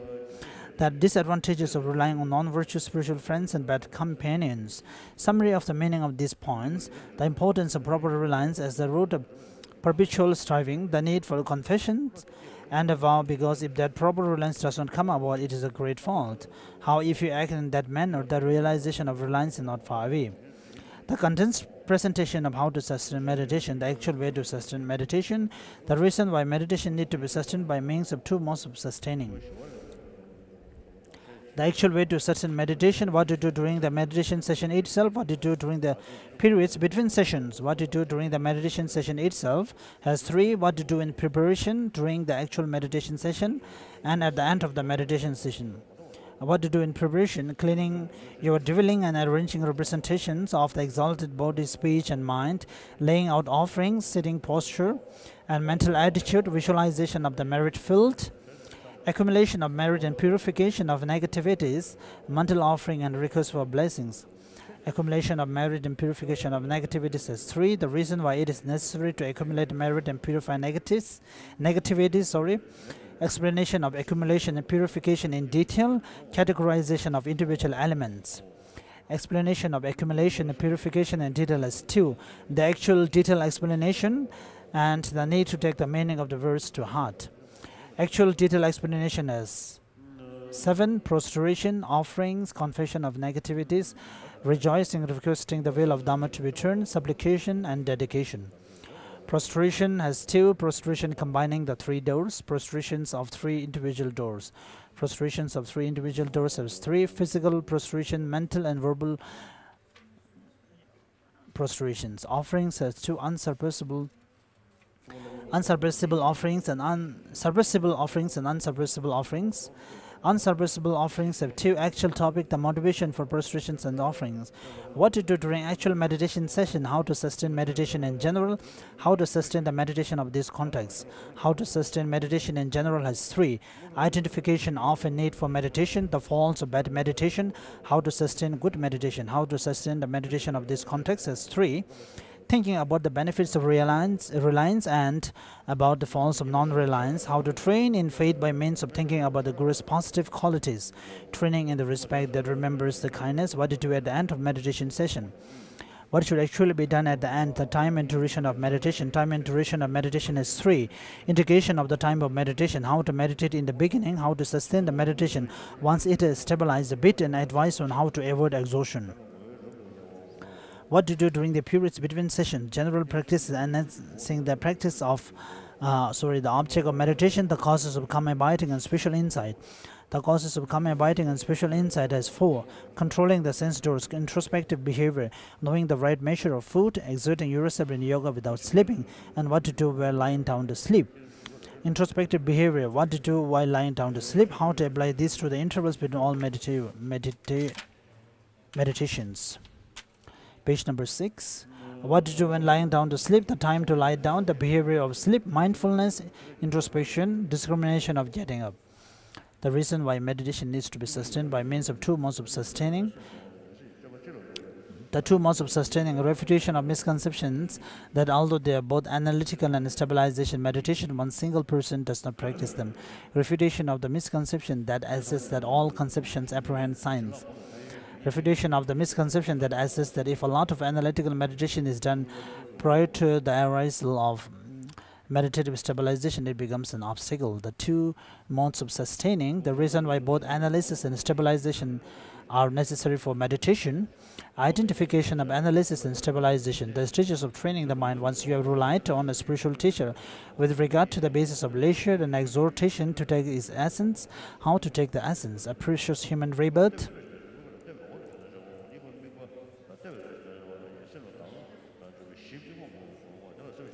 with regard to the basis of leisure and exhortation to take to take its essence. Identification of the leisures and endowments, considering the great value of leisures and endowments, considering the difficulty in finding the leisures and endowments. Identification of leisures and endowments. 2. Leisures and endowments. Leisure is 2. Identification of the leisures. 8. Unfree states. Endowment is 2. The 5 personal endowments. The 5 endowments conditioned by others. Considering the great value of leisures and endowments as 4. Considering the inappropriateness of someone with this special base acting like an animal, how a body of leisures and endowment is the best. How to train in the wish to take the essence, having brought to mind those 2 objectives.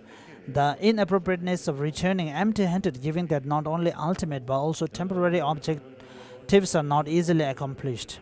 Considering the difficulty of finding the leisures and endowments, the illustration of the difficulty in finding the leisures and endowments, the reason why it is difficult to find, the rarity of those obtaining, the causes of leisures and endowments, the result of sustaining those objectives, the method of meditation with 4 special features, differentiating the ways of sustaining the meditation.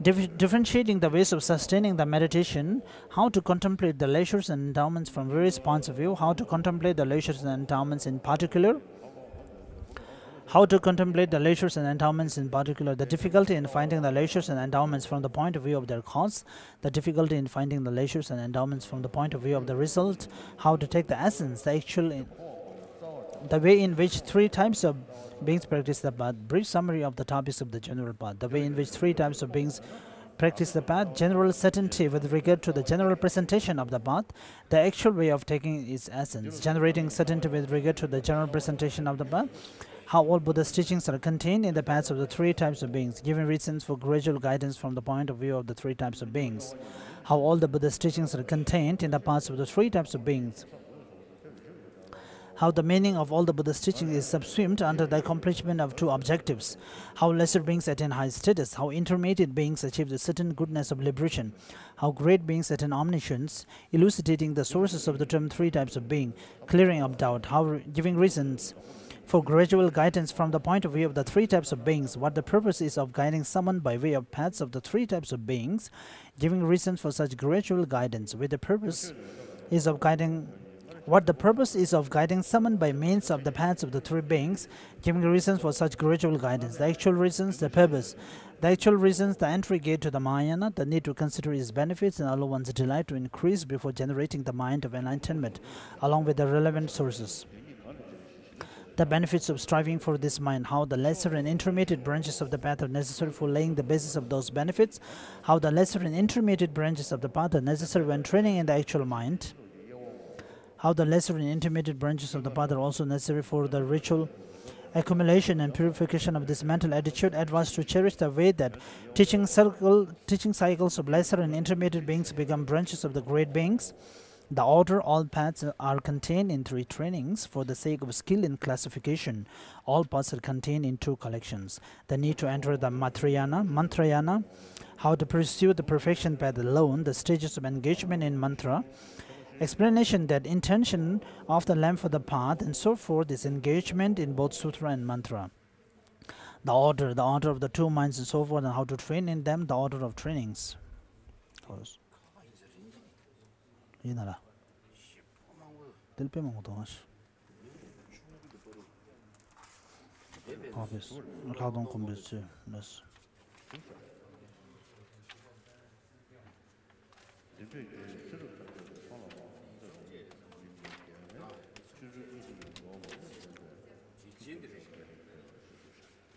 So actually the text translation we have is a little bit different from His Holiness text.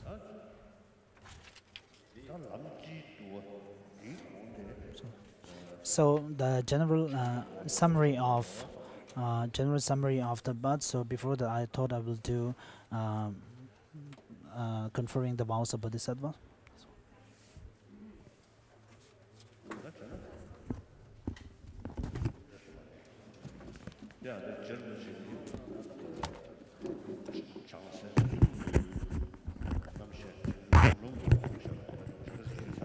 As I mentioned it before,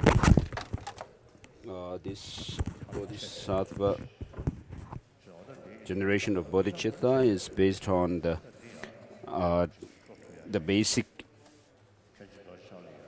path of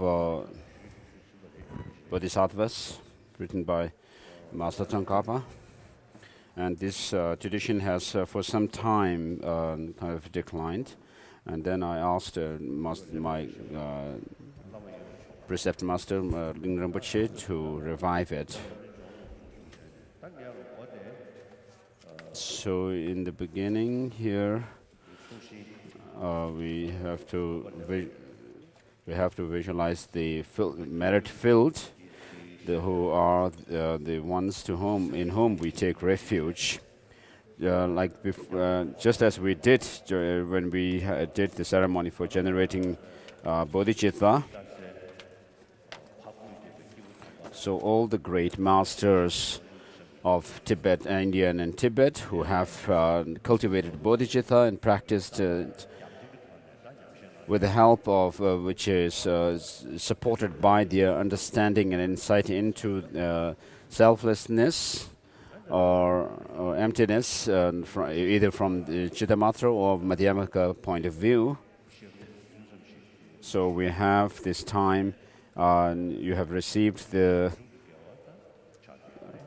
commentarial explanation, transmission of Lamrim. And as an auspicious ending or conclusion of this, we'll do this. And so in order to do this ceremony of bodhicitta,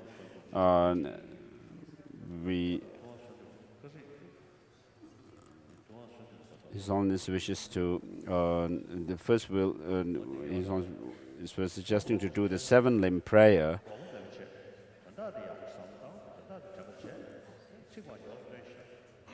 So the text which was written by His Holiness himself, and also the 17 Nalanda Master prayer also should be said.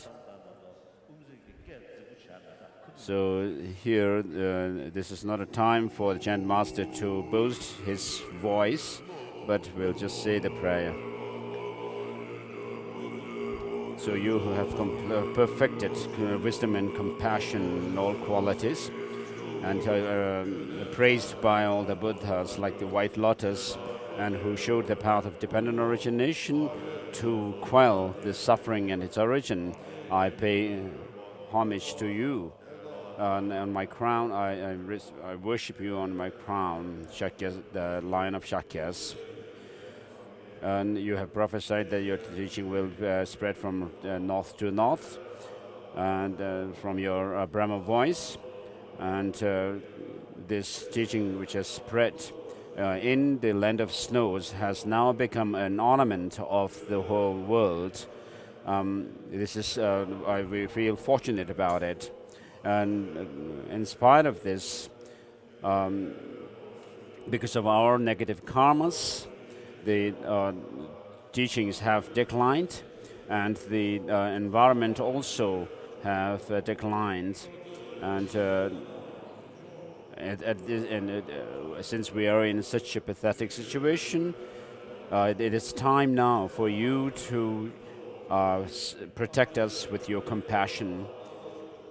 And therefore, all the Tibetans, the people of the land of snows, and the deities of Tibet have sincerely, out of our devotion and fervent prayer to you, we have put together our efforts to offer you the crown protrusion of Tathagatas and your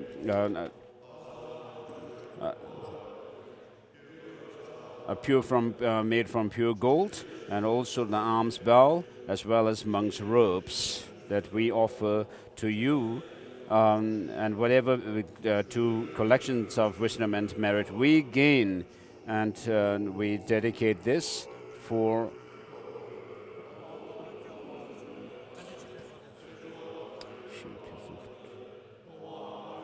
and also the collections of merit we have we have gained in the three times.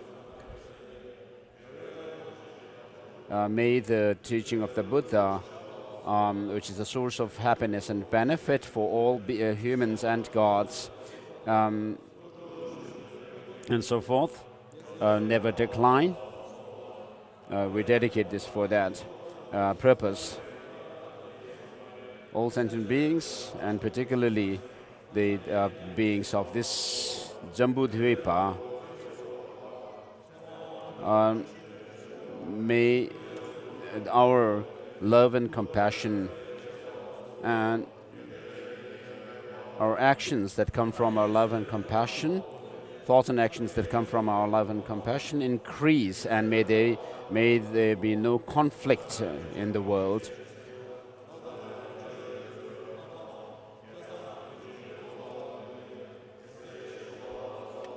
Next is the prayer of the 17 Nalanda masters. First is praise to the Buddha, homage to the Buddha, then comes praise to Nagarjuna, and then comes Aryadeva.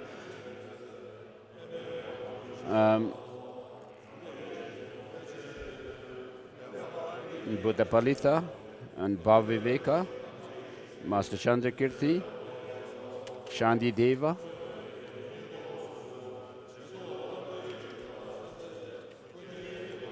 and then Master Chandarakshita,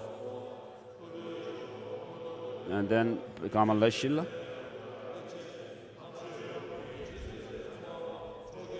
and then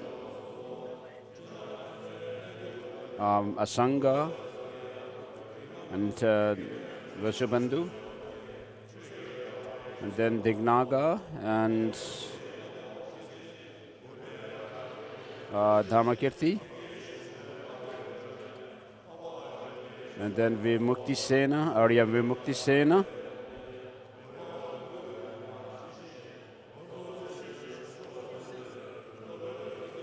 and then Haribhadra, and then Guna Prabha and Shakya Prabha,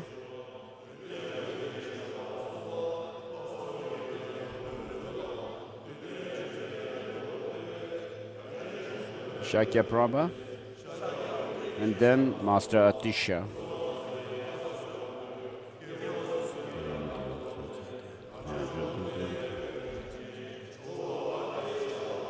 So all the profound and extensive traditions of the Buddha, you put them into the practices pertaining to the three types of beings, and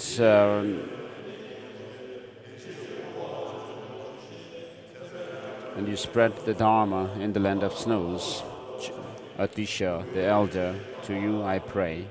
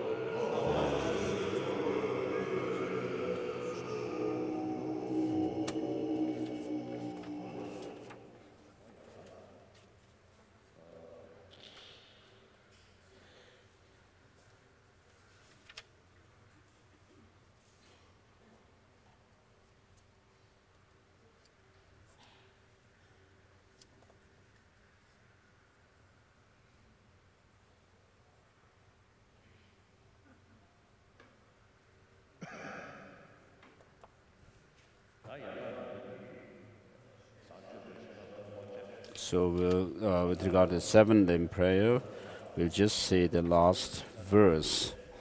Whatever merit I have gained through prostration, offering, confession, and so forth. dedicate for all beings. So imagine all the Buddhas and Bodhisattvas, the objects of refuge, really in person here. Jisaba tamje dobe chanchup chirngo Gyawa chungse dagi jisaba tamje dobe chanchup chirngo Yavadan jiso yeram wishes wherever merit I have gained by prostrating of making offerings, confession, rejoicing and requesting the Buddhas not to persevere in turning the wheel of the Dharma, I dedicate to attain Buddhahood for the sake of all beings. So next is the request prayer, the request for the bodhisattva. Please put your hands together. Fold your hands. Please, Master, please pay attention to me. I wish to take from you the Bodhisattva vows. Silki. If there is no obstacle to that, kindly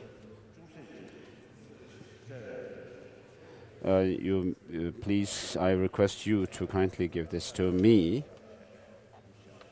So please bear the meaning in your mind. So the essence is that you are I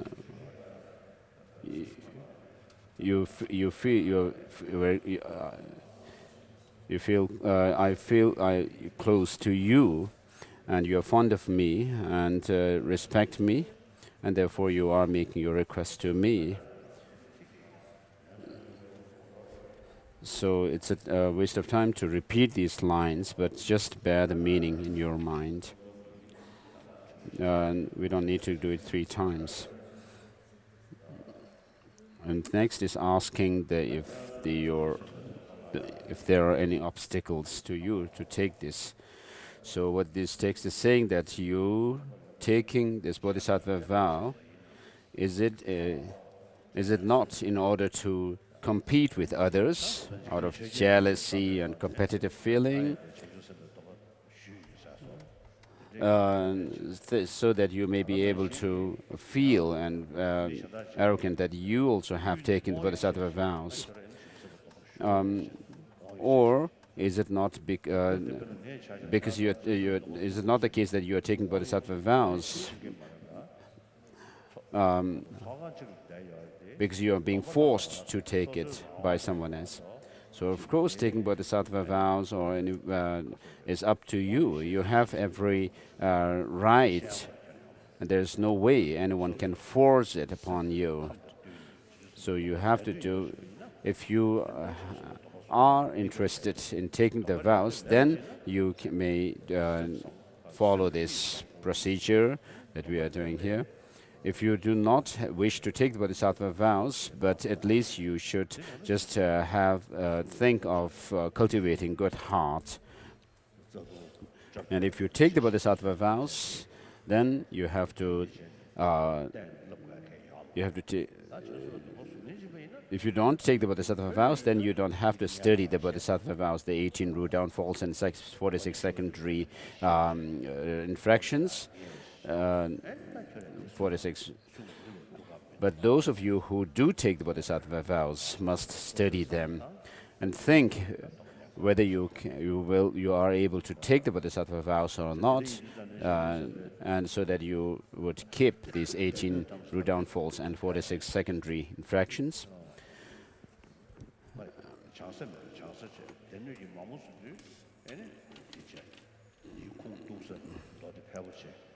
And then in this ritual, there is a question asking whether you have heard the teaching, the sutra, Avatamsaka Sutra, the Bodhisattva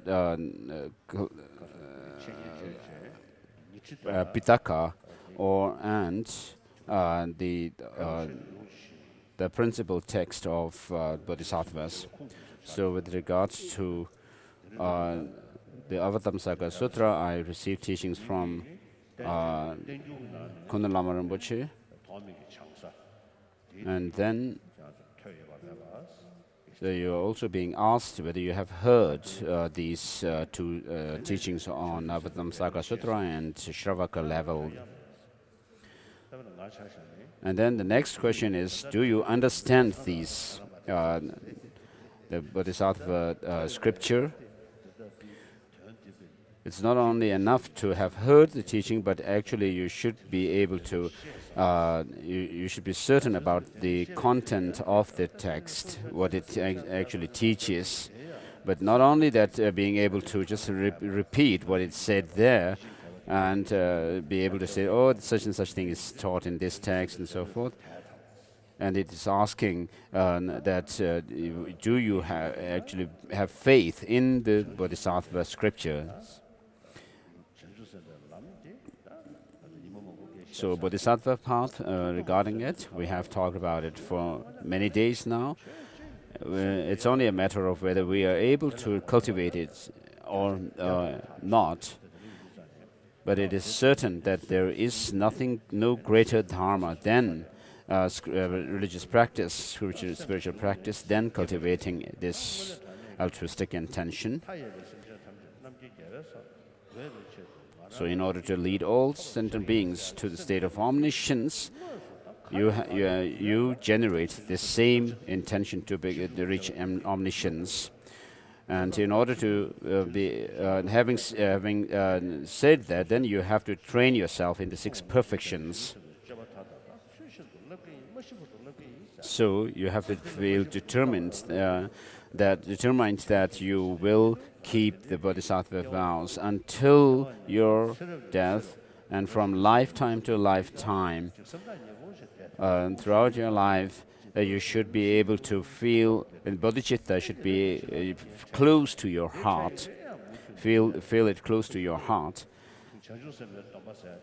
Like even at childhood, you should be exhibiting this quality.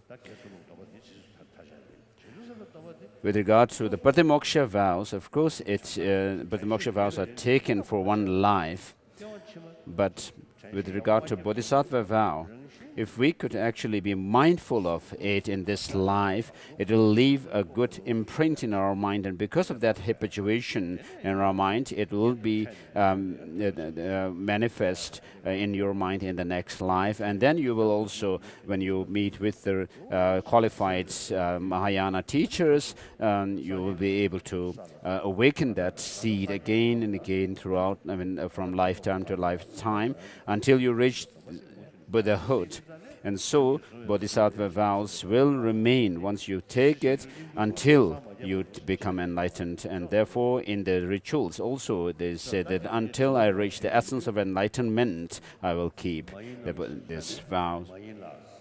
So when you are asked, are you not being competent with etc., you say, I'm not. And have you heard the Bodhisattva scriptures and its principal text and so forth? You said, yes, I have, and so forth.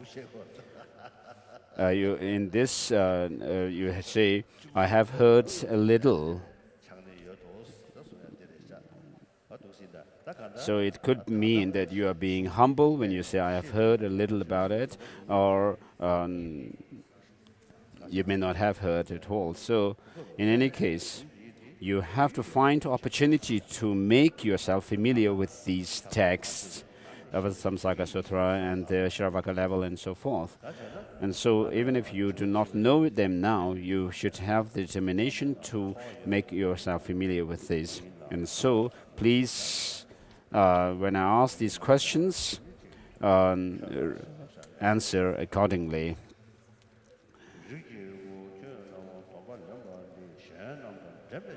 Do you not compete with others by taking this? No. No. Have you heard the teachings of the Samsaka Sutra and Shravaka level? Yes, I have little. Do you know them? Understand them? Yes, I do. Do you have faith in them? And are you able to keep the bodhisattva precepts? Yes, I am.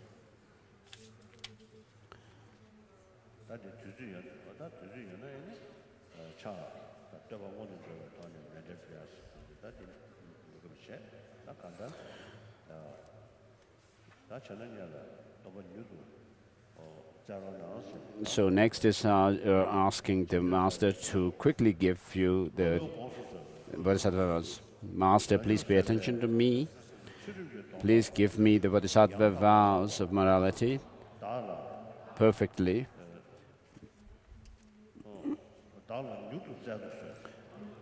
Please give it to me quickly. So, please repeat this. The bodhisattva, please give me it to me quickly. Please give the bodhisattva vows quickly to me.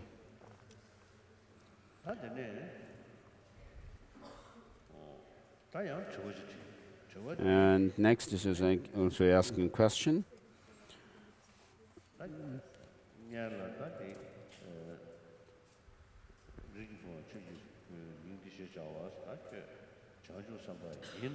So the next question is, are you a bodhisattva? Do you make a prayer to become a bodhisattva, prayer for enlightenment? Of course, you should rather feel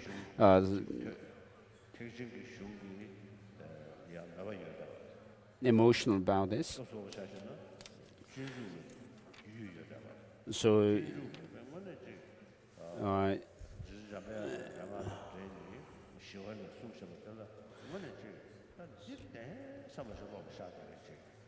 so you should be someone like someone who is familiar with the text, the Shantideva's Bodhisattvacharya Avatara, and who is someone who is able to say that, oh, from in this text, such and such thing about bodhicitta is taught, and you have a strong determination in your heart also to cultivate to cultivate bodhicitta based on the aspiration to help other sentient beings out of suffering and lead them to the state of omniscience. And so, keeping this in mind, that you will work for all sentient beings, you can think of becoming a bodhisattva in the future, and with that understanding idea, and you can say, yes, I am, when you are asked, are you a bodhisattva? Child of the lineage, the question is child of the lineage or spiritual siblings with such and such name. Are you bodhisattva? Are you a bodhisattva? Do you pray for enlightenment?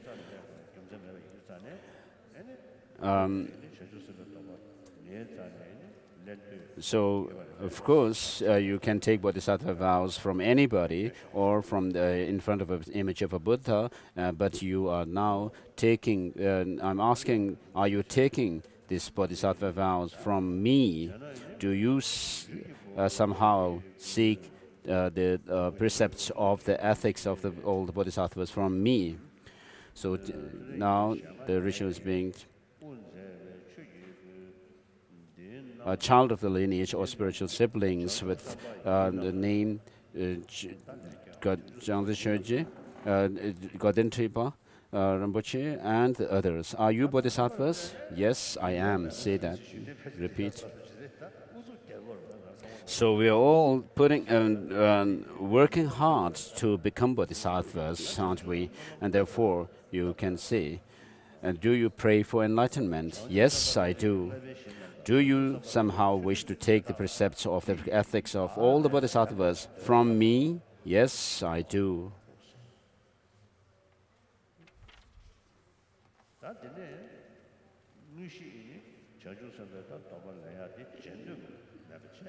So next is the actual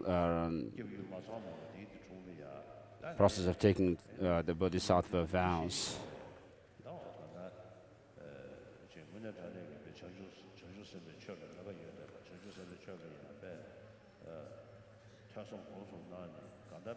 So such and such person has a great interest in taking the bodhisattva vows, and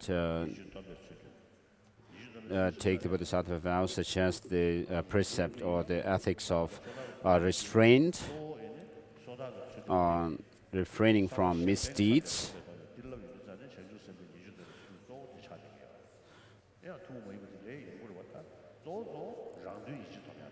So the main point in the bodhisattva practice is to restrain selfish motive.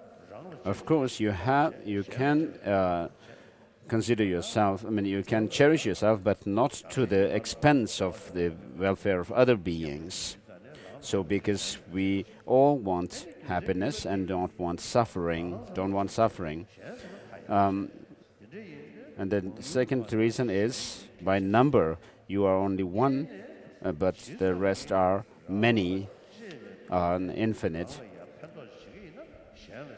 On the other hand, if you actually work for the welfare of others, then it in fact fulfills your own goal as well. So in order to become a Buddha or attain Buddhahood,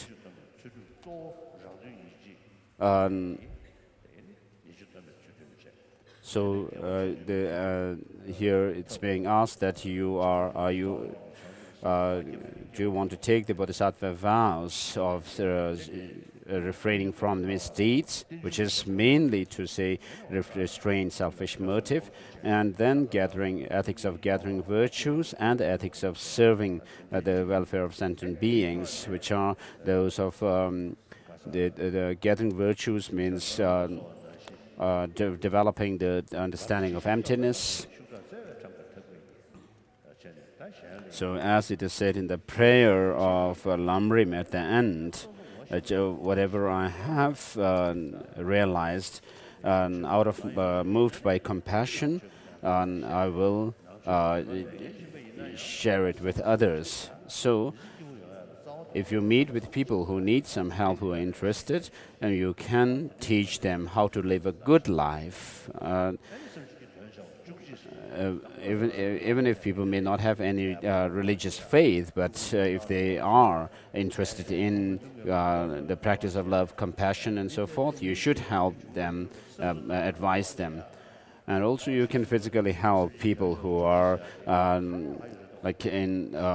physically incapable, sick, and so forth, and who are not able to move by themselves. You can help them to move around, and also save lives of sentient beings, such as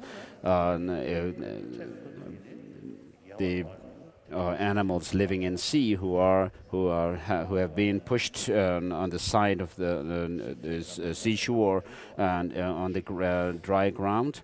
You should put them back into the sea and so forth.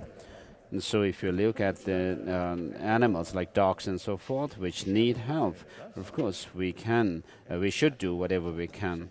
And then if we look at, it's quite a sad thing that we see butchers killing animals. It's almost like we are helpless, because the killing is done on a very large scale these days. So in Tibet, we used to have the opportunity to save lives. I think that one of the reasons for my long life may be because of having saved many lives. I have always felt that if I didn't save the lives of those animals, sheep and goats and so forth, in those days, it was almost like I was actually being illegal or committing a crime, sort of thing. So the Bodhisattva vows that the past Buddhas and Bodhisattvas have taken, and so they have taken the Bodhisattva vows and are engaging in the Bodhisattva vows practices. So I'm asking here, are you taking this Bodhisattva vows of the ethics of restraint and the ethics of gathering virtues and ethics of serving the welfare of others? Please sit on your right kneel on your right knee. So those who have bad legs or bad knees, you may just sit normally.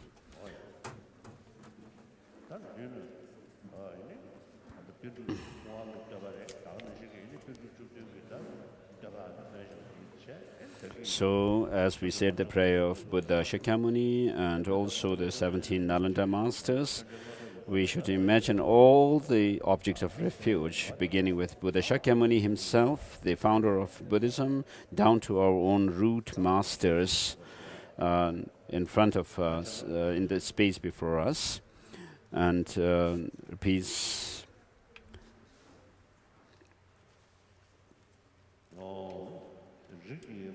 Attention. O child of lineage, by such and such name, do you wish to take from me the precepts of the ethics of all the bodhisattvas of the past, future, and present in the 10 directions? That is the ethics of the child of lineage by such name, meaning Gadantra Rinpoche, Thupten Nyima Rinpoche, and the rest. Do you wish to take from me the precepts and ethics of all the bodhisattvas of the past, the precepts and the ethics of all the bodhisattvas of the future, and the precepts and the vows of all the ethics of all the bodhisattvas of the present, who have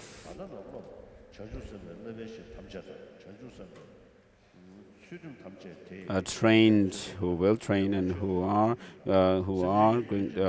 training in them. Do you wish to take these vows from me? Yes, I do.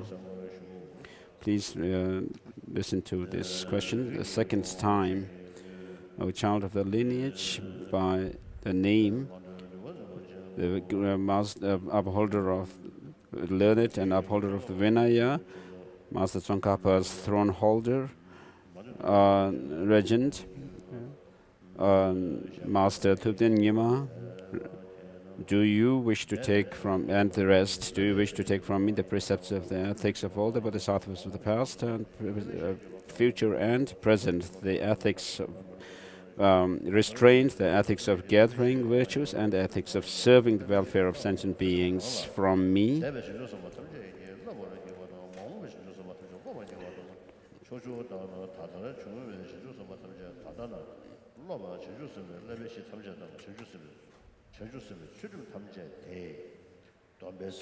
So all the bodhisattva precepts and the bodhisattva ethics, do you wish to take them from me? Yes, I do.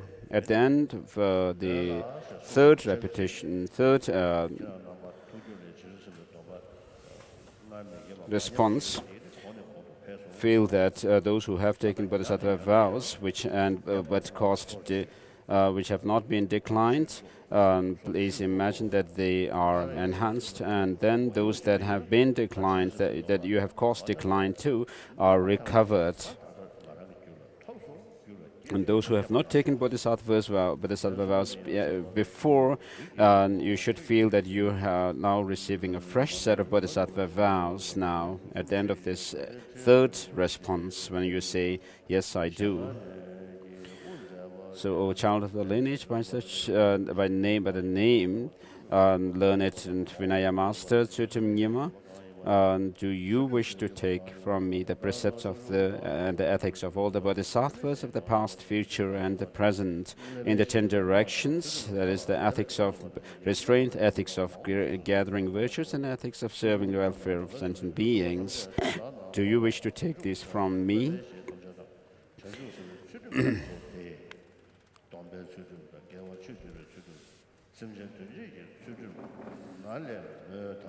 Yes, I do.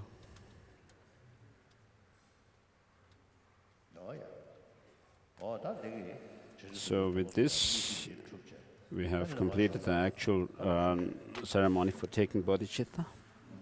Please sit down.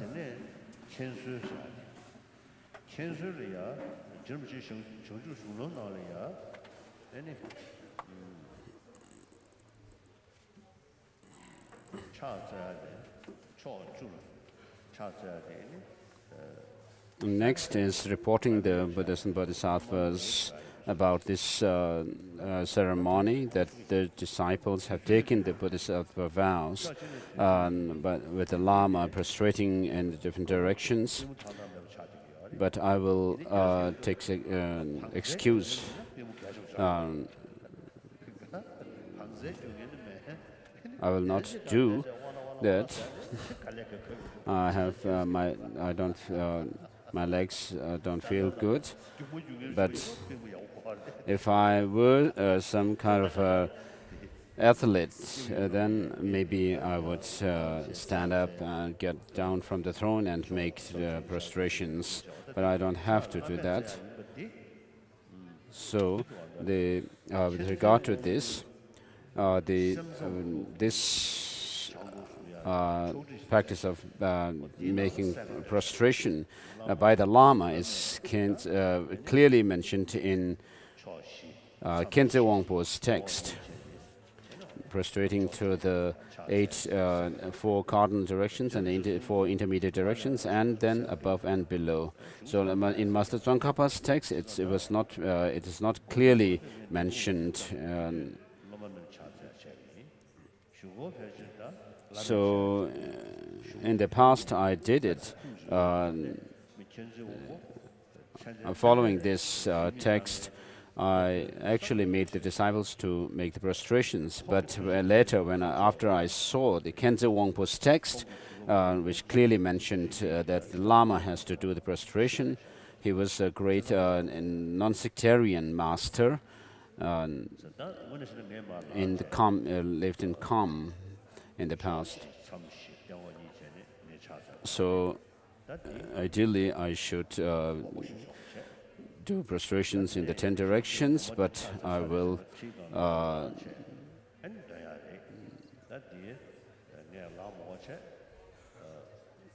seek permission not to get down from the throne and do this.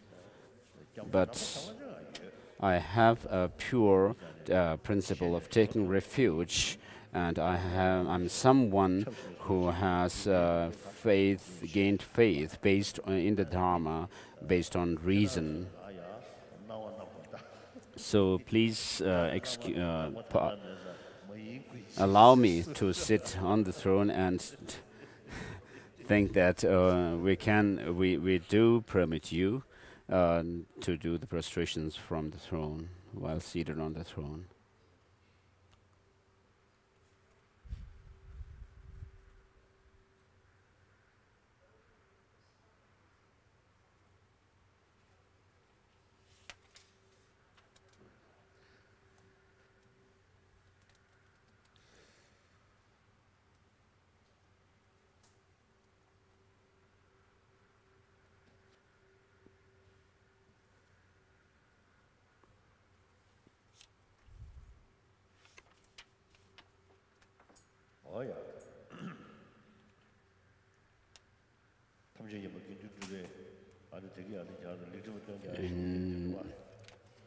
In the first Dalai Lama's praise of Dara,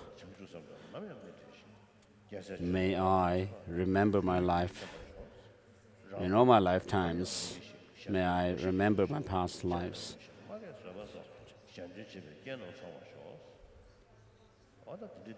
And may I never be selfishly motivated.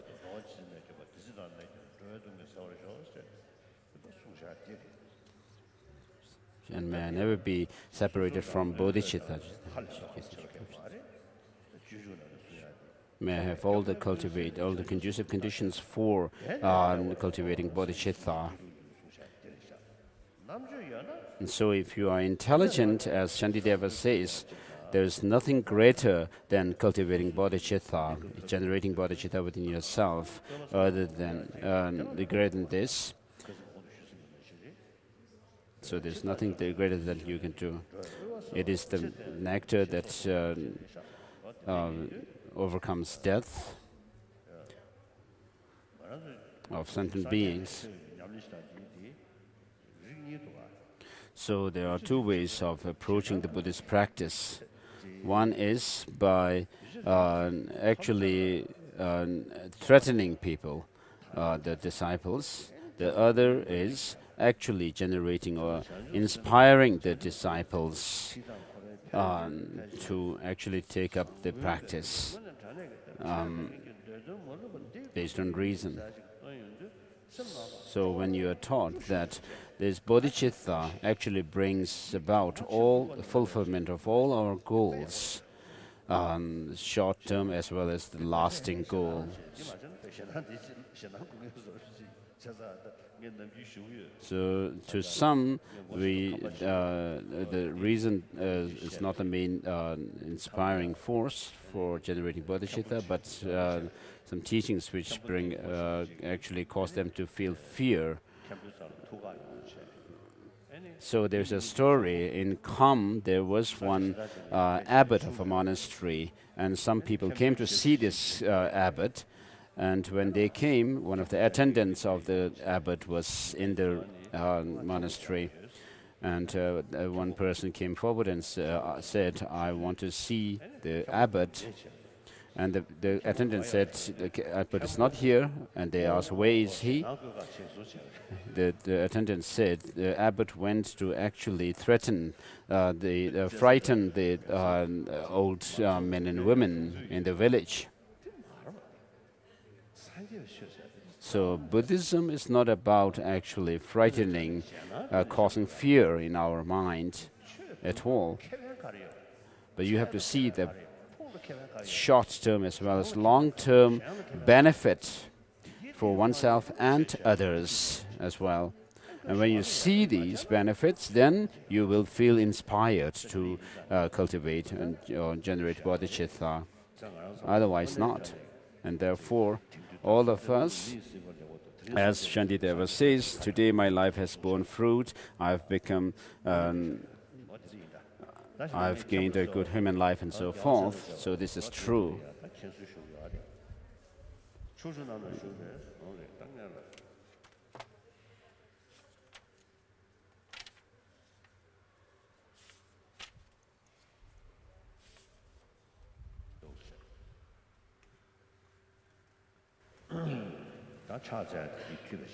So this is about frustrating the bodhicitta, Buddhas and Bodhisattvas.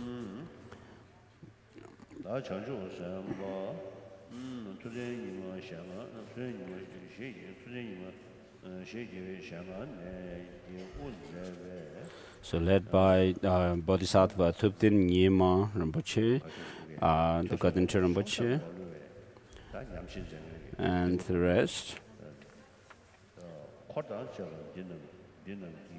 So all these great beings who have done study, reflection, meditation on the Buddha Dharma impartially, they have taken Bodhisattva vow from me, responding to my question 3 times.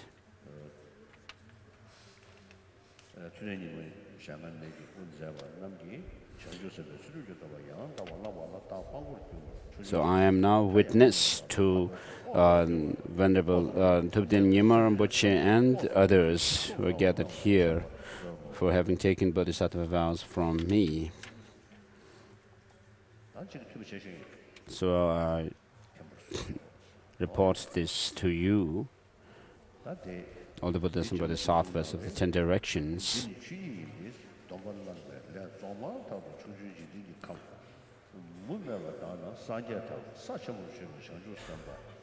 So as soon as you take Bodhisattva vows, as soon as this ritual is completed, there are indications of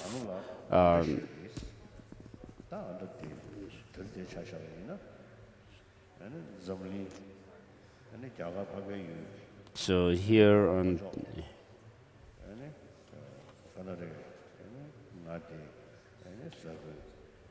so in the south of India, in Karnataka state, and this Tibetan refugee settlement, and within which on this place of Drepung Monastery, temple, bustling temple. Amongst the ocean of the monastic community headed by Gadinche Rinpoche, and there are people who have come from different nations with different languages, who have come here with great interest and enthusiasm.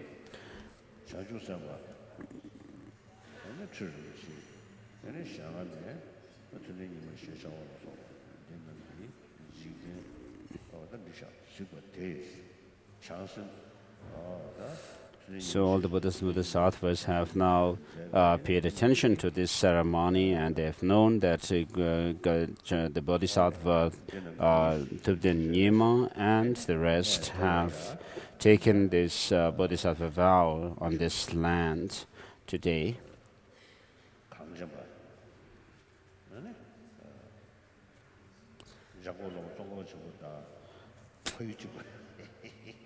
So here, Tibetan, who also happens to come from the same birthplace as Master Tsongkhapa, I, Tenzin Gyatso, the Bhikshu Tenzin Gyatso.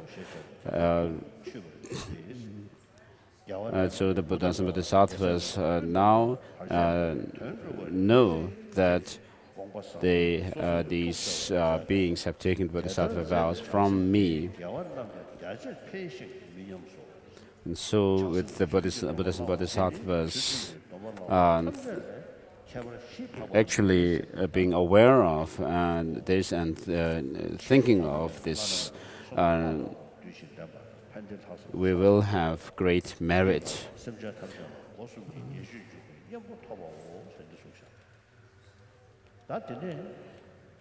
Our merit will increase.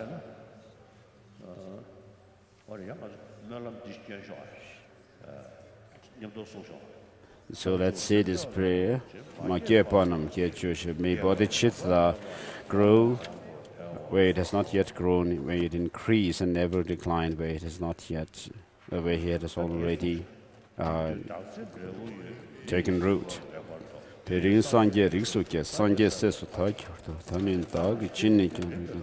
my life has borne fruit.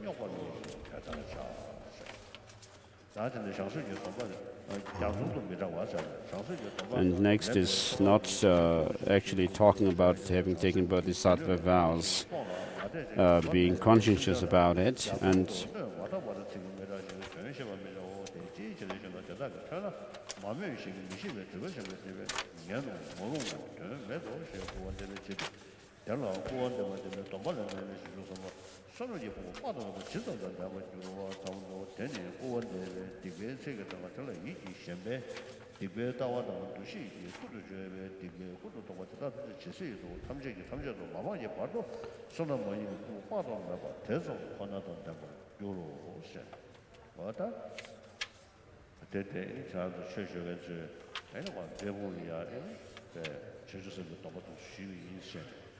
so having taken the Bodhisattva vows, you should not talk to people without any consideration.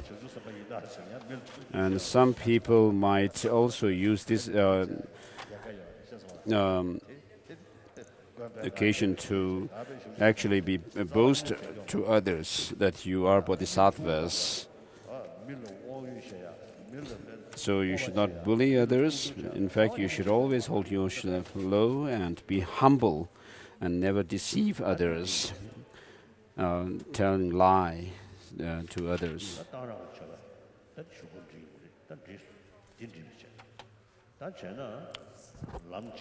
So with this, we have completed the Bodhisattva vow. A summary and conclusion of Lamrim. How to train specifically in Vajrayana. Now I will give a brief summation. Chapter 27, page 361. I will give a brief summation of the general meaning of the path. At the outset, the root of the path derives from your reliance upon a teacher who consider this seriously. Then once you have developed an uncontrived desire to take advantage of your leisure, this desire will spur you to practice continually. Therefore, in order to develop this, meditate on the topics connected with leisure and opportunity, unless you then stop the various sentiments which seek the aims of this life, you will not diligently seek the aims of future lives. So work at meditating on how the body you have is impermanent, in the sense that it will not last for long, and how after death you will wander in the miserable realms. At that time, by creating a genuine awareness which is mindful of the frights of the miserable realms, build certainty from the depths of your heart about the qualities of the tree of refuge. Be constant in common vow of going for refuge and train in its precepts. Then, from a range of perspectives, develop faith in the sense of conviction in karma and its effects. This being the great foundation of all positive qualities. Make this faith firm. Strive to cultivate the 10 virtues and to turn away from the 10 non-virtues, and always stay within the path of the 4 powers. When you have thus trained well in the teachings associated with a person of small capacity and have made this practice firm, you should contemplate often the general and specific faults of cyclic existence, and in general turn your mind away from cyclic existence as much as you can. Then, having identified the nature of karma and afflictions, the causes from which cyclic existence arises, will create an authentic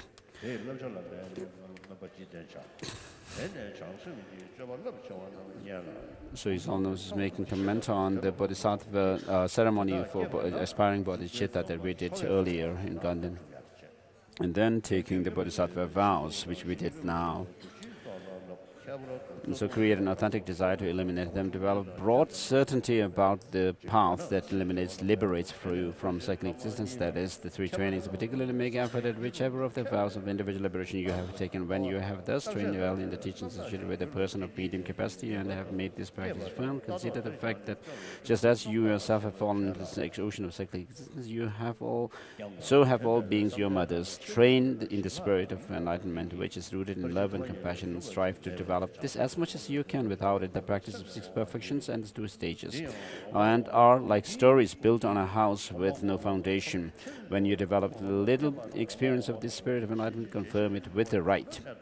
You make in this training, make the aspiration as solid as you can. Then study the great waves of bodhisattva deeds, learning the boundaries of what to discard and what to adopt, to make strong wish to train those bodhisattva deeds. After you have developed these attitudes, then take the bodhisattva vow of the engaged spirit of enlightenment through its right. Train in the 6 perfections that mature your own mind, and the 4 ways of gathering disciples which mature the minds of others. In particular, risk your life in making a great effort to avoid the root infractions. Strive not to be tainted by the small and intermediate contaminants and faults. And even if you are tainted, work to repair it. Then, because you must train specifically in the final 2 perfections, because become knowledgeable in the way to sustain meditative stabilization, and then achieve concentration as much as you can. Develop the view of 2 selflessnesses, a purity free from permanence and annihilation. After you have found a view and stabilize your mind upon it, understand the proper way to sustain the view in meditation, and then do so. Just stabilization, wisdom are called serenity and insight. Such stabilization and wisdom are called serenity and insight, but they are not something separate from the last 2 perfections. Therefore, after you have taken the bodhisattva vows, they come about in the context and the training in the precepts. You have reached a critical point while meditating on the lower levels, you increasingly wish to attain the higher levels, and so forth. So, page 360, the last paragraph before the next is finished. Next is middle length lamrim.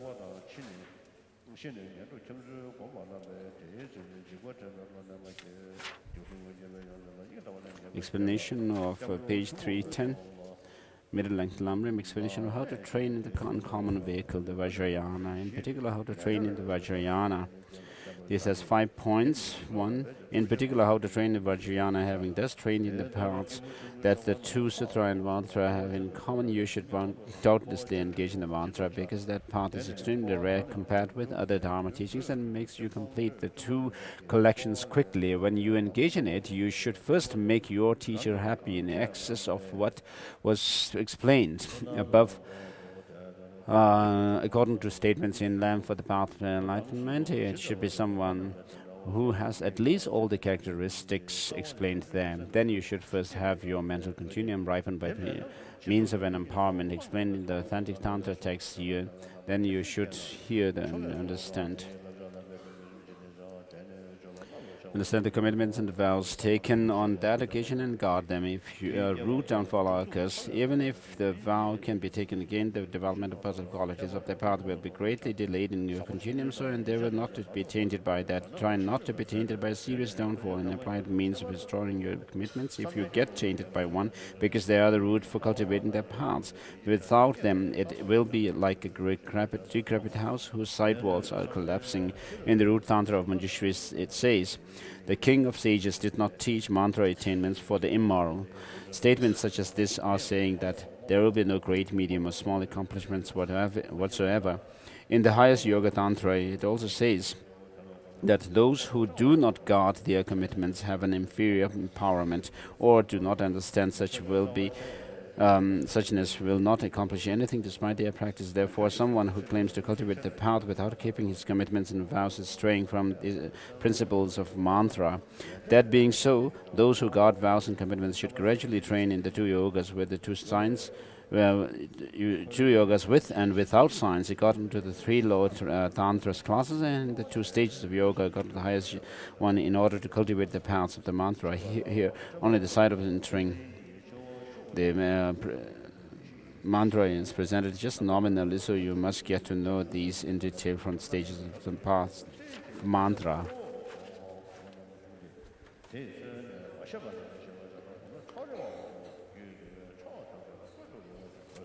Continue reading.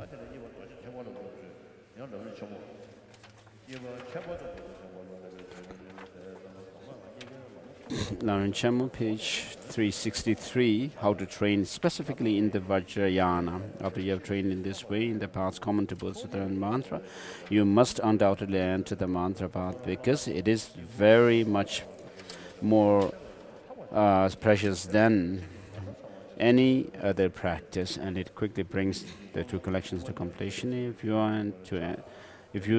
are to enter it, then as Adisha's Lamb for the Path to Enlightenment says, you must first please the Guru, even to a greater extent than explained earlier, with deeds such as respect and service, and with practice that is in accordance with the Guru's words. And you must do this for a Guru who meets at least the minimum qualifications of a teacher explained there.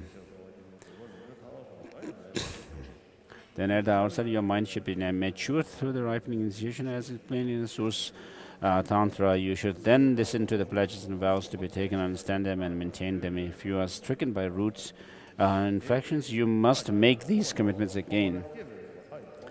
However, this greatly delays the development of the good qualities of the path in your mind. Make a fierce effort not to be tainted by those root infractions. Strive not to be tainted by the gross infractions, but in the event that you are tainted, use the methods for destroying those vows, since these are the basis of the practice of the path. Without them, you will become like a dilapidated house. Dilapidated houses whose foundations have collapsed. The root tantra of Manjushri says, the master of sages does not say that faulty ethical disciplines achieve the tantric path, meaning that those with faulty ethical discipline have none of the great, intermediate, or low attainments, and as it says in the highest Yoga Tantra text, that those who do not maintain their vows, those who have no inferior initiation, and those who do not understand reality do not achieve anything despite their practice. Therefore, someone who talks about practicing the path without maintaining the pledges and vows has completely strayed from the tantric practice in order to cultivate the mantra path. Someone who keeps the pledges and vows should at the outset meditate on the stage of generation, the complete divine wheel as explained from the source of Tantra.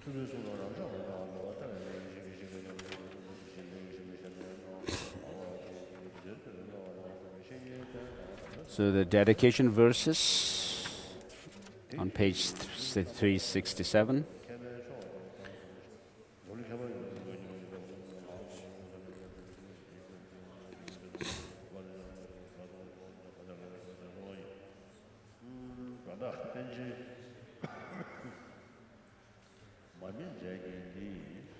There was the great scholar Devankara who revealed them in the snowy range, so that in this region the eye that sees the conqueror's good path did not close for a long time. Then, when there were no more scholars with accurate knowledge of all the teaching's vital points, this auspicious path declined for a long time. After I saw the situation, in order to spread these teachings, I organized everything the conqueror said in all his variety of teachings into stages of a path for a single fortunate person who is riding on the supreme vehicle.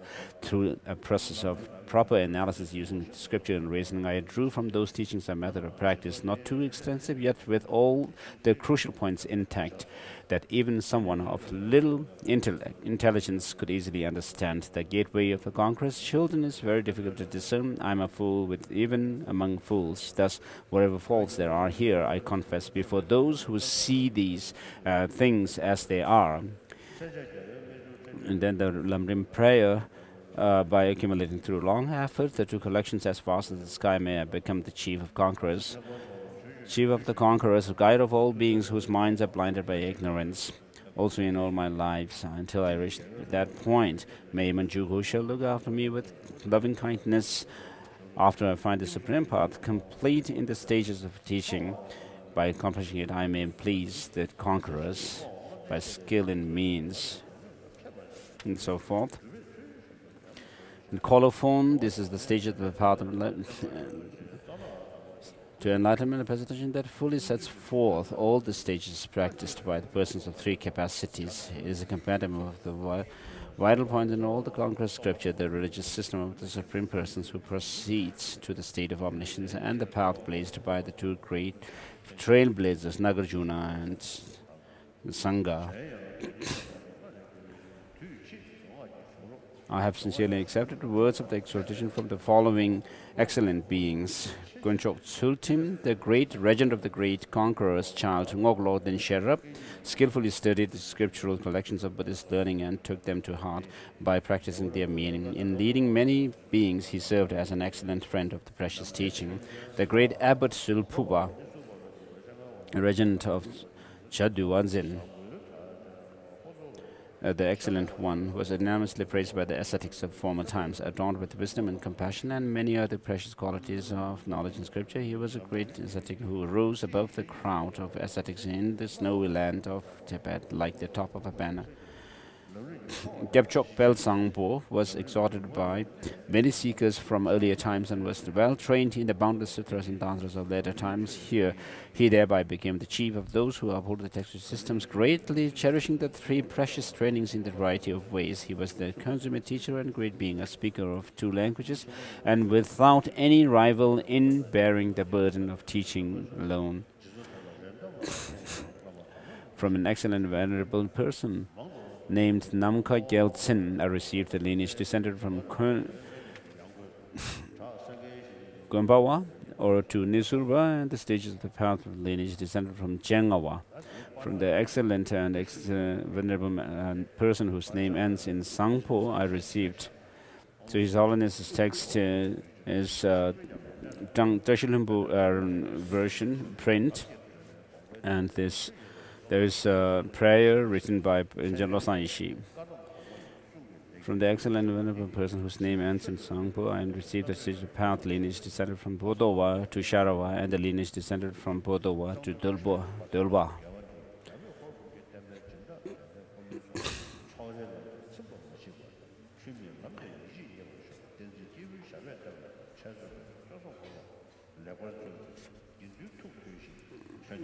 As for the teacher's lamp for the path of enlightenment, the basic text on these instructions, whose meaning I have stated, I have not stated anything apart from merely indicating the general definitions of three types of beings, thinking that the rest of the words are easy. And so teaching is complete. Namrim Chemo.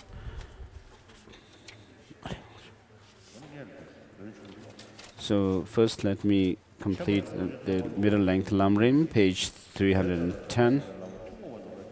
Oh, Tenji course. So, in particular, how to train the Vajrayana. Sorry, I read that part before.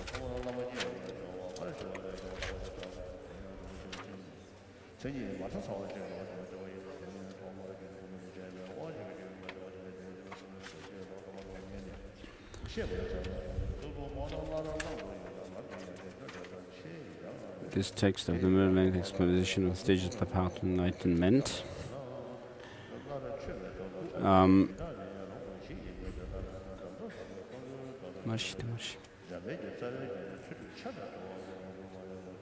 If you train in such a way, you will train complete body of the path that summarizes all the essential points of Sutra and Tantra, and you will make leisure. You have achieved meaningful through your training. You will be able to make the jewel of Victor's teachings develop in your mind and that of others. And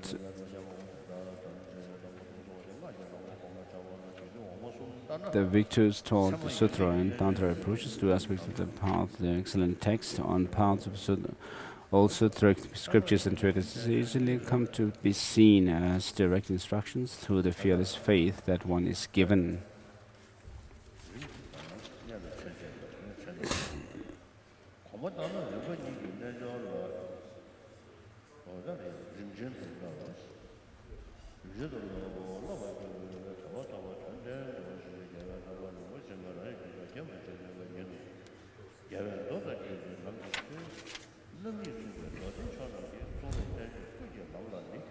On the paths of scriptures easily come to be seen as direct instructions through the fearless faith that one is given. Common great vehicle paths explained in the Tantras are all made clear, which supremely trains the mind.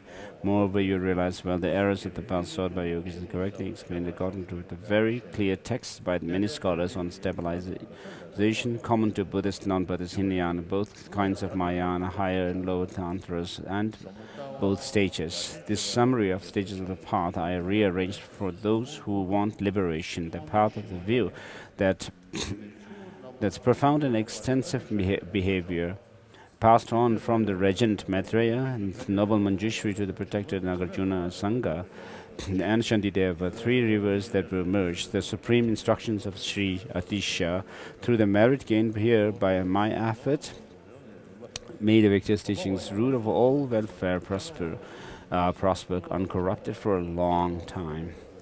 This was a summary of all the scriptures of the Buddhas, the tradition of the great trailblazers Nagarjuna and Sangha, the dharma systems of the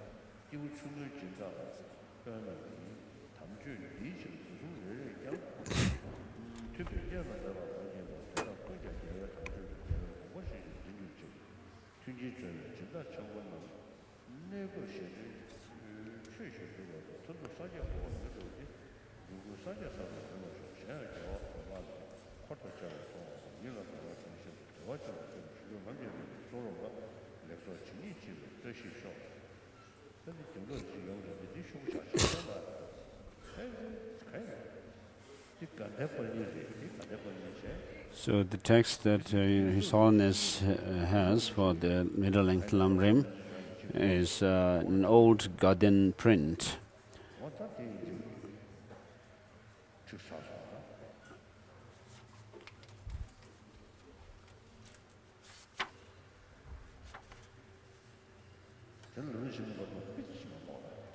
His Holiness wants to read a bit from the beginning of Lamrim Chamo, Volume 1.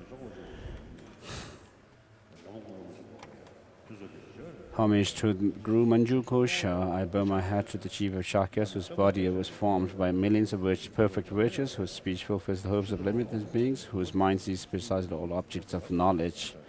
And then there's homage to Ajita Maitreya and Manju Kosha. And then praise homage to Nagarjuna and Sangha, and then Master Atisha, and then gurus nowadays. And then the next verse. So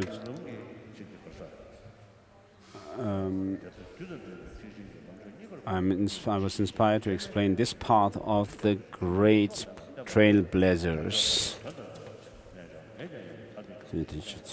The Song of Experience, the remaining verses, thus generating the common path, which is essential for both causal and resultant vehicles.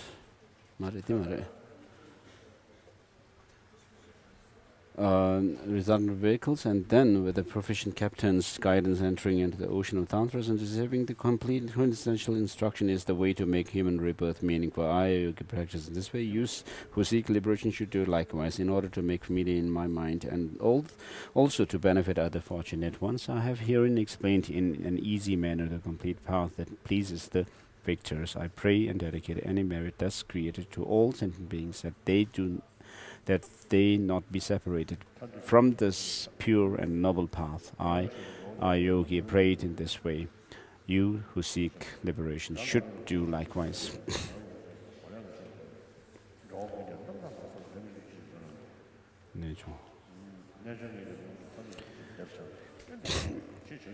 This short presentation of the practice of stages of the path of enlightenment is written by Bhikshu Losangta, a hermit who has undertaken extensive studies on Dharma in order to remind himself of the practices at the victorious monastery of Gedan on Drok Mountain.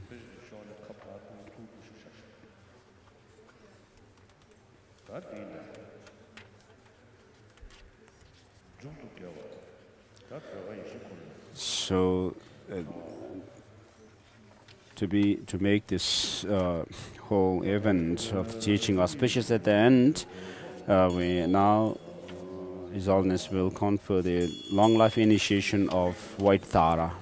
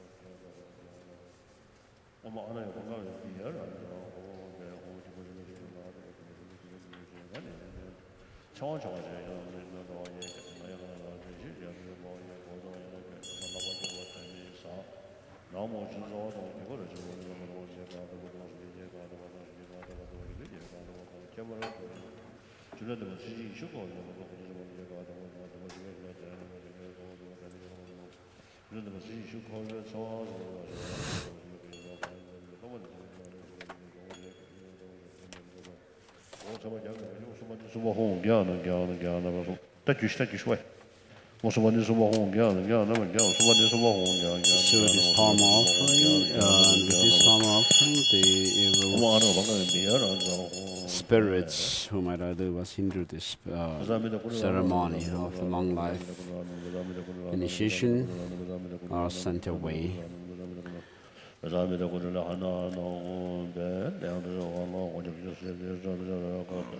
So having driven away the harmful obstacles, a virtual fence is created around this place where the initiation is taking place. With the Bowaye request for the initiation.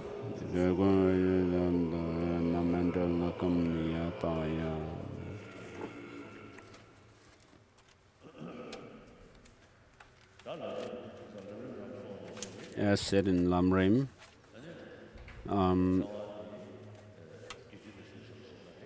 this long life initiation comes from Tantra. As it was said that the reason why you practice self-generation or generation practice stage of practice is to get rid of the conception of yourself as an ordinary person and have a divine conception of yourself. And therefore, to receive this initiation of long life of Tara, you have to transform yourself into a deity, and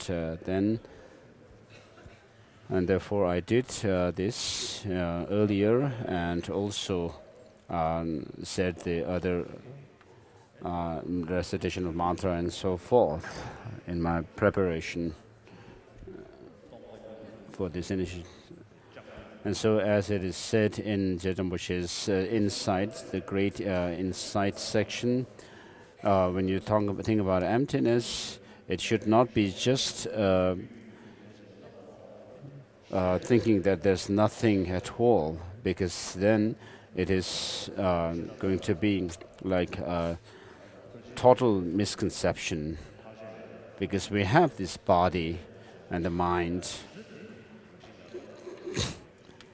So nirvana of a Buddha comes about because of the basic nature of the mind, which is called natural, the emptiness of the mind that we have now, which is also called natural nirvana. And therefore, on the basis of this, you have to understand that everything in the environment as well as yourself are empty of any intrinsic existence.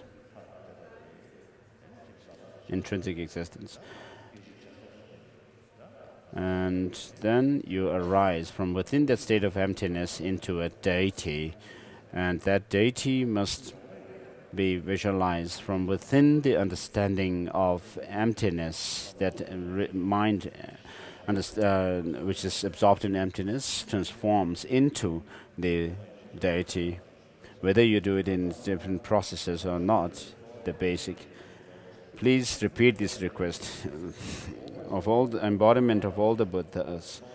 Please grant me the initiation, long life initiation of White Tara.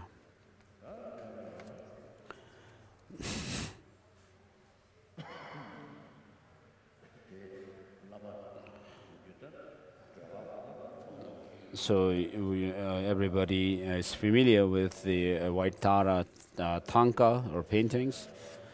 So she's white with one face and two hands. And then in the altar, on the stage, also imagine a white Tara. So the reason for taking this initiation is not for your own happiness, but to make this life a meaningful one, this human life that we have found, which is precious and difficult to find. So, if possible, you should put effort in being able to make yourself to set yourself on the path to enlightenment. So, in other words, you seek long life as a condition for your practice to help other sentient beings in order to become a Buddha. Otherwise, as Shaman Lamrim said, of the 4 different enlightened activities, the first 3 would otherwise tantamount to be used for covetousness, and then the last one, the wrathful action, for harmful intention.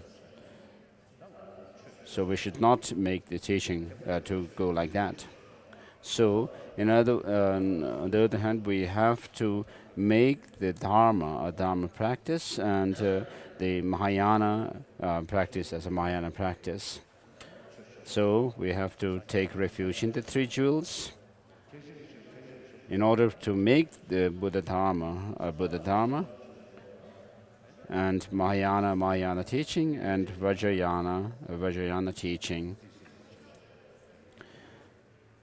And therefore, we need to practice both bodhicitta and the understanding of emptiness. And therefore, for the sake of all sentient beings, you intend to become a Buddha. And therefore, you take bodhisattva vows. So I don't know if merely following this ritual, you will actually be taking bodhisattva vows, but you have to imagine me, the Lama, as Aryatara, and then Aryatara in the altar, and then also in the space before above. You can imagine all the deities of the 4 Tantra classes, and in the center of whom is Aryatara. And then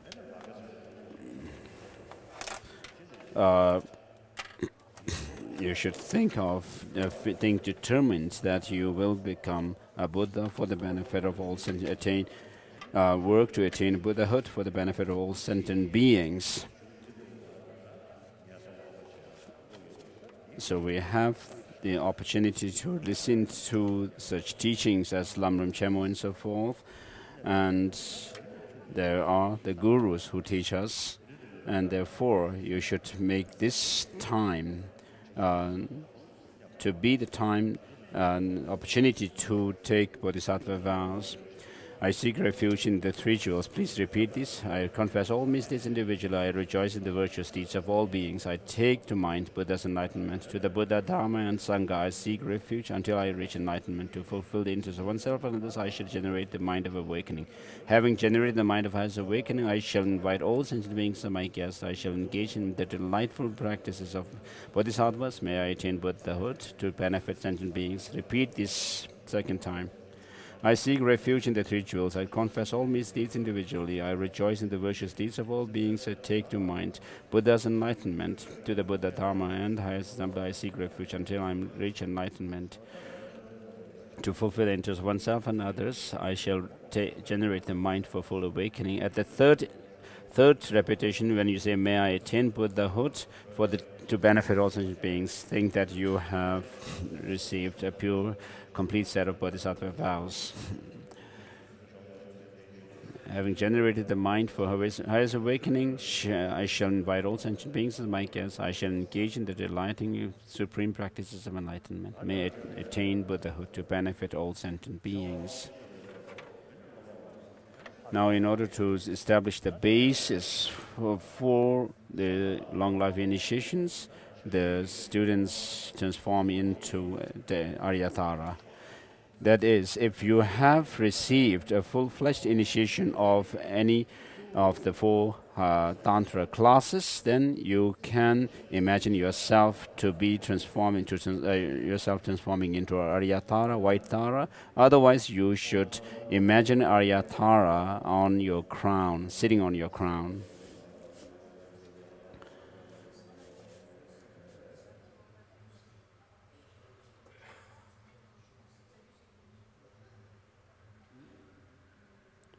So this is dispelling by sprinkling the blessed water.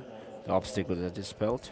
And then with this mantra, Om Svabhava Shuddh mantra, the Om has 3 letters representing body, speech and mind.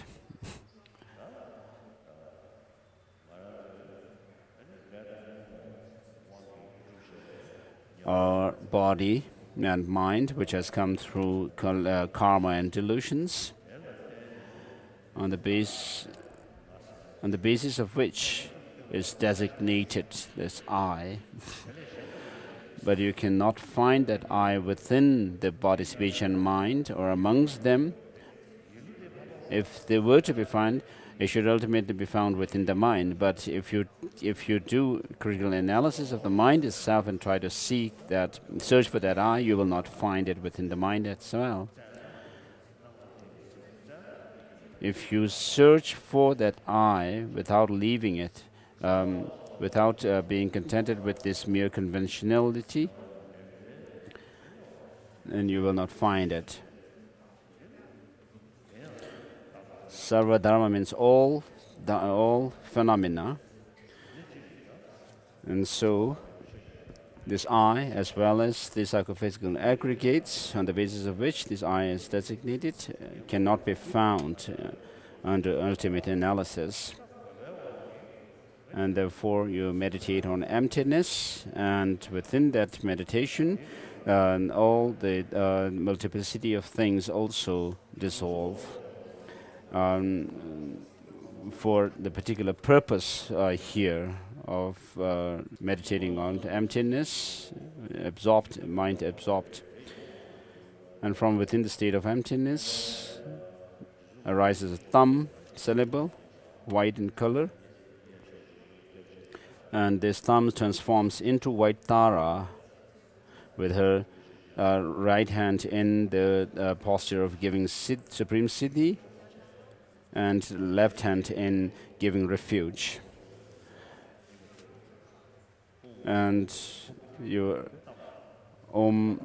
3 places of crown, throat and heart are adorned with, marked with the Om, Ah, Hum syllables. And then at the heart, you imagine thumb syllable in the circle above the Hum. A circle of the home. So with your fervent devotion to the Guru deity Aryatara, rays of light Amit, the home from the home syllable at the heart of the Guru deity, home emits light, and which invokes the Tara in the altar.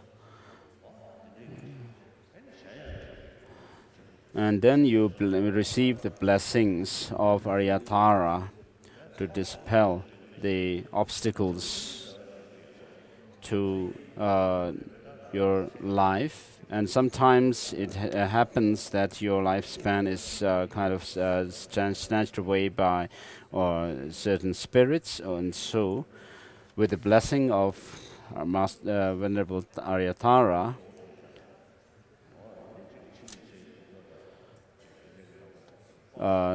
which come in the form of the blessings, come in the form of the vase of immortality, filled with immortality nectar.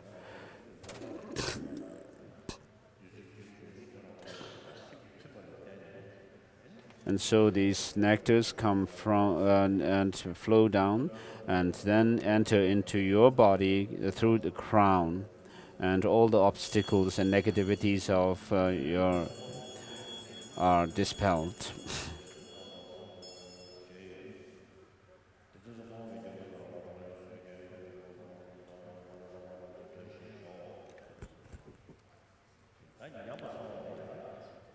And then recovering your energies that have declined or become weakened.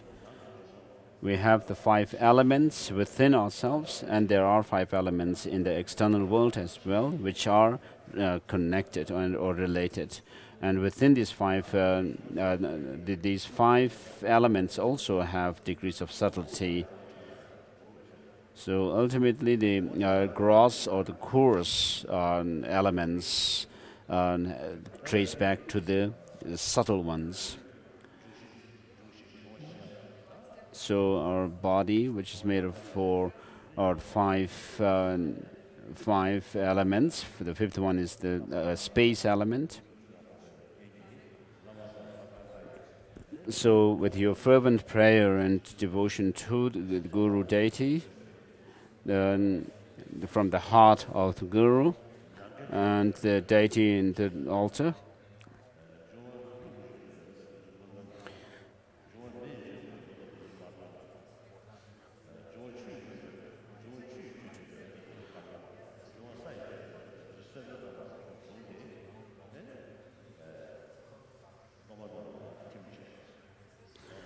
and you should imagine that the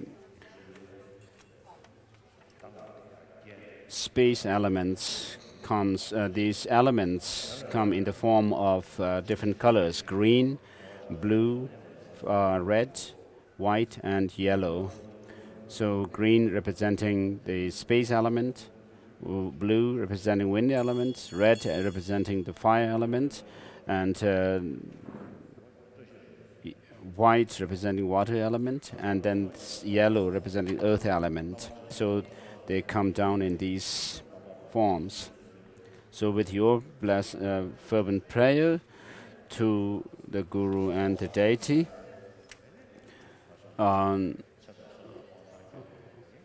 all the great beings, powerful ones of the universe, who live above the space, above the ground, on the ground, and below the ground, and they.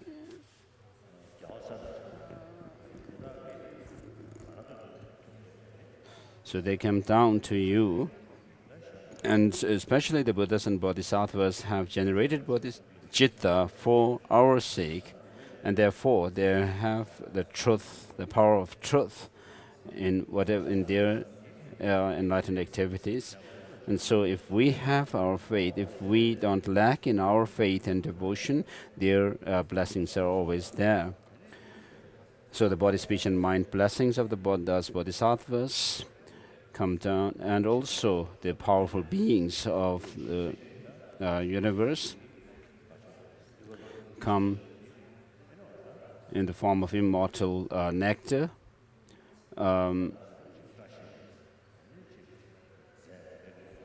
which in turn, these potent come in the form of auspicious substances. And so please imagine that you are receiving these blessings in the form of the auspicious objects, which essentially are the blessings of body, speech, and mind of Bodhisattvas, as well as the powerful deities and so forth in the universe.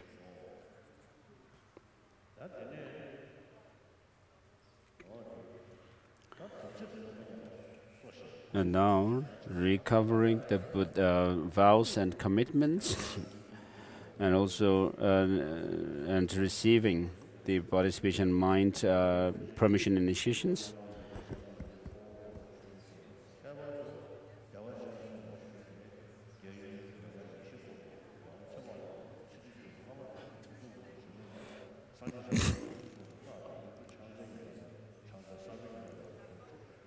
So the blessings of the Buddhas, Lama, deities, Buddhas, Bodhisattvas, Dakinis, protectors come in the form of white, white and red nectars and light.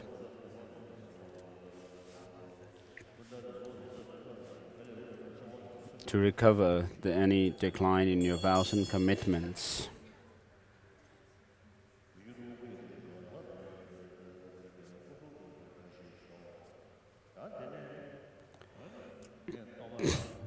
As I do the gesture of putting the torma on your crown, that the Vajra disciples,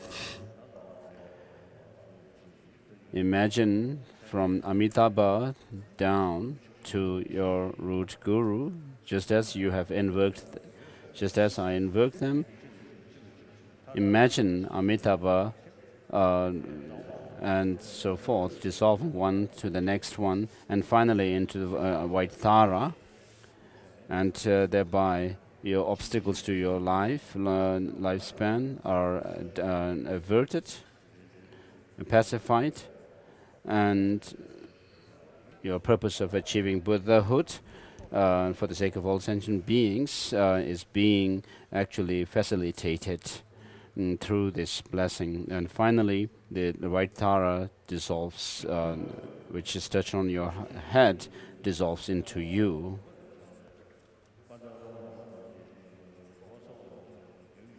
So just imagine these, as the names are said, imagine that they dissolve into the next one.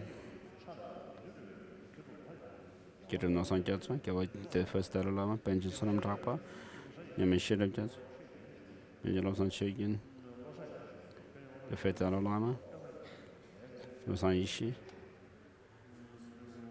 the seventh Lama, Jugulos on Chilejats, Bema Yuntan, Kiljan Tapaketu, Shinyan Tapoludu, Chamba Ishi Persam.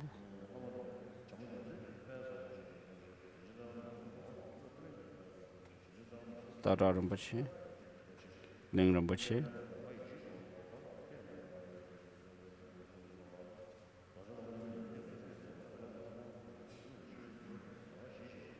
so may all your untimely death is overcome,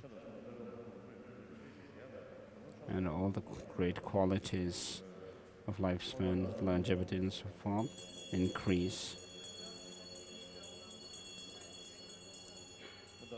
So imagine white Tara, which is touched on your crown,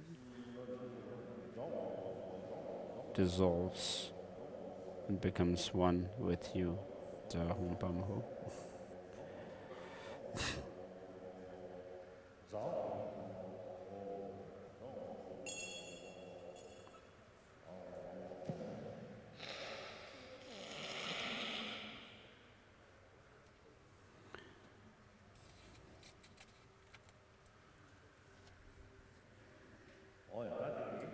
So, with this, the long life initiation based on the long life Torma is done. And next is conferring the long life initiation based on the longevity pill and nectar.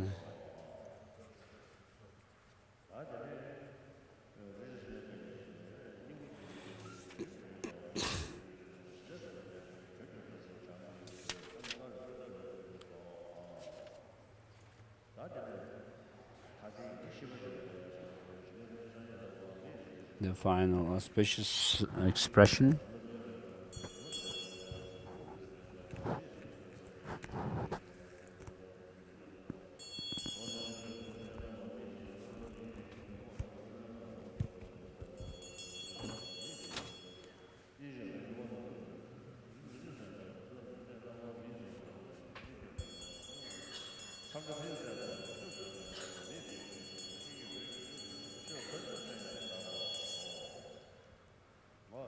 So may through the power of the six perfections your life be you have long life. So with this we have completed the long life initiation of White Tara. So on the one hand,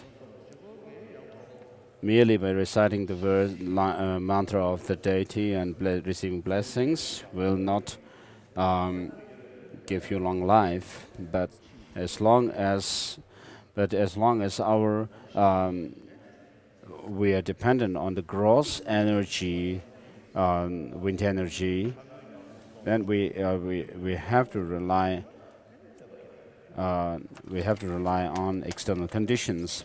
But once we have gained control over our inner energy, the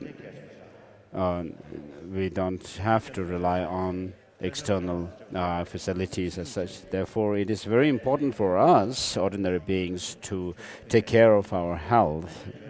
And therefore, Buddha himself has also given teachings on taking medicine and treatment for when we are sick.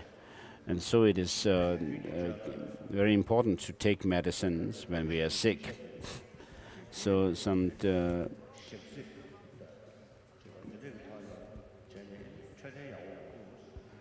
doctors have told me that here people are taking too greasy food, and because of that they are suffering from bile problem. And it's mainly you have to take care of your lifestyle, diet and lifestyle. So of course the biggest monks have to participate in debate sessions every day. It's difficult for them to give up taking meal after lunch. But of course, not taking meal after lunch is really good for one's health.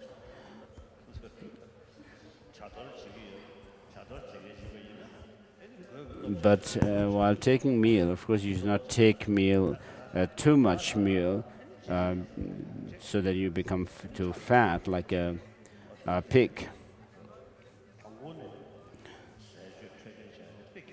So right from the beginning, it is very important to be aware of your health and your diet and lifestyle. And so people who are expert on nutrition and health should be consulted and give advice to the public. So there are posters everywhere saying don't pollute the environment, keep the environment clean. And so if the trees and plants are very good for health, so we have to consider this. In Vinaya text, the monks are recommended to plant trees, and also when they move to different places, how the new monks who come to that place actually they should take care of these plants. The most important thing is to live a meaningful life, and then if you live a long life, you'll be closer and closer to omniscience. Otherwise, living an unmeaningful life would be like living a life of full of non-virtuous. Just as you have said, I oblige to what you say. Yeah. Please make a mandala offering of thanksgiving.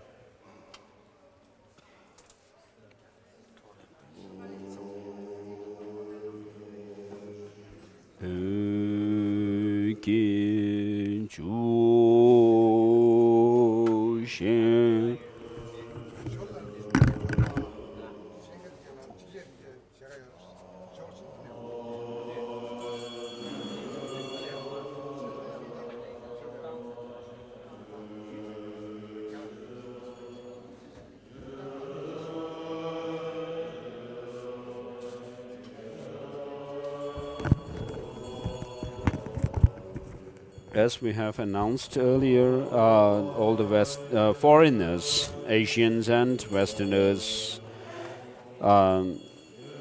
people from Africa, South America, and so forth, have audience with His Holiness this afternoon. So please, if possible, stay here at the venue of the teaching, so that you can enter as people leave the hall, you can enter this prayer hall. So all Westerners and other foreigners are requested to stay at the venue.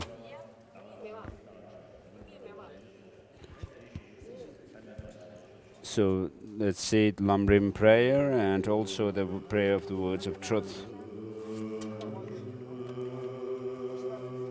It is at the end of the 3rd volume.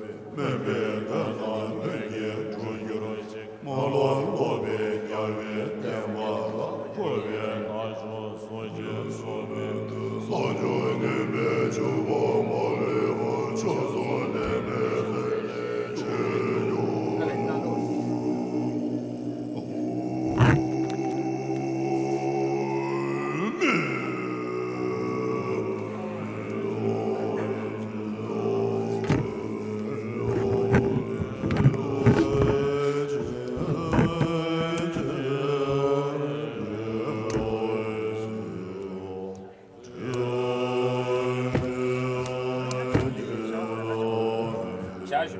Это просто.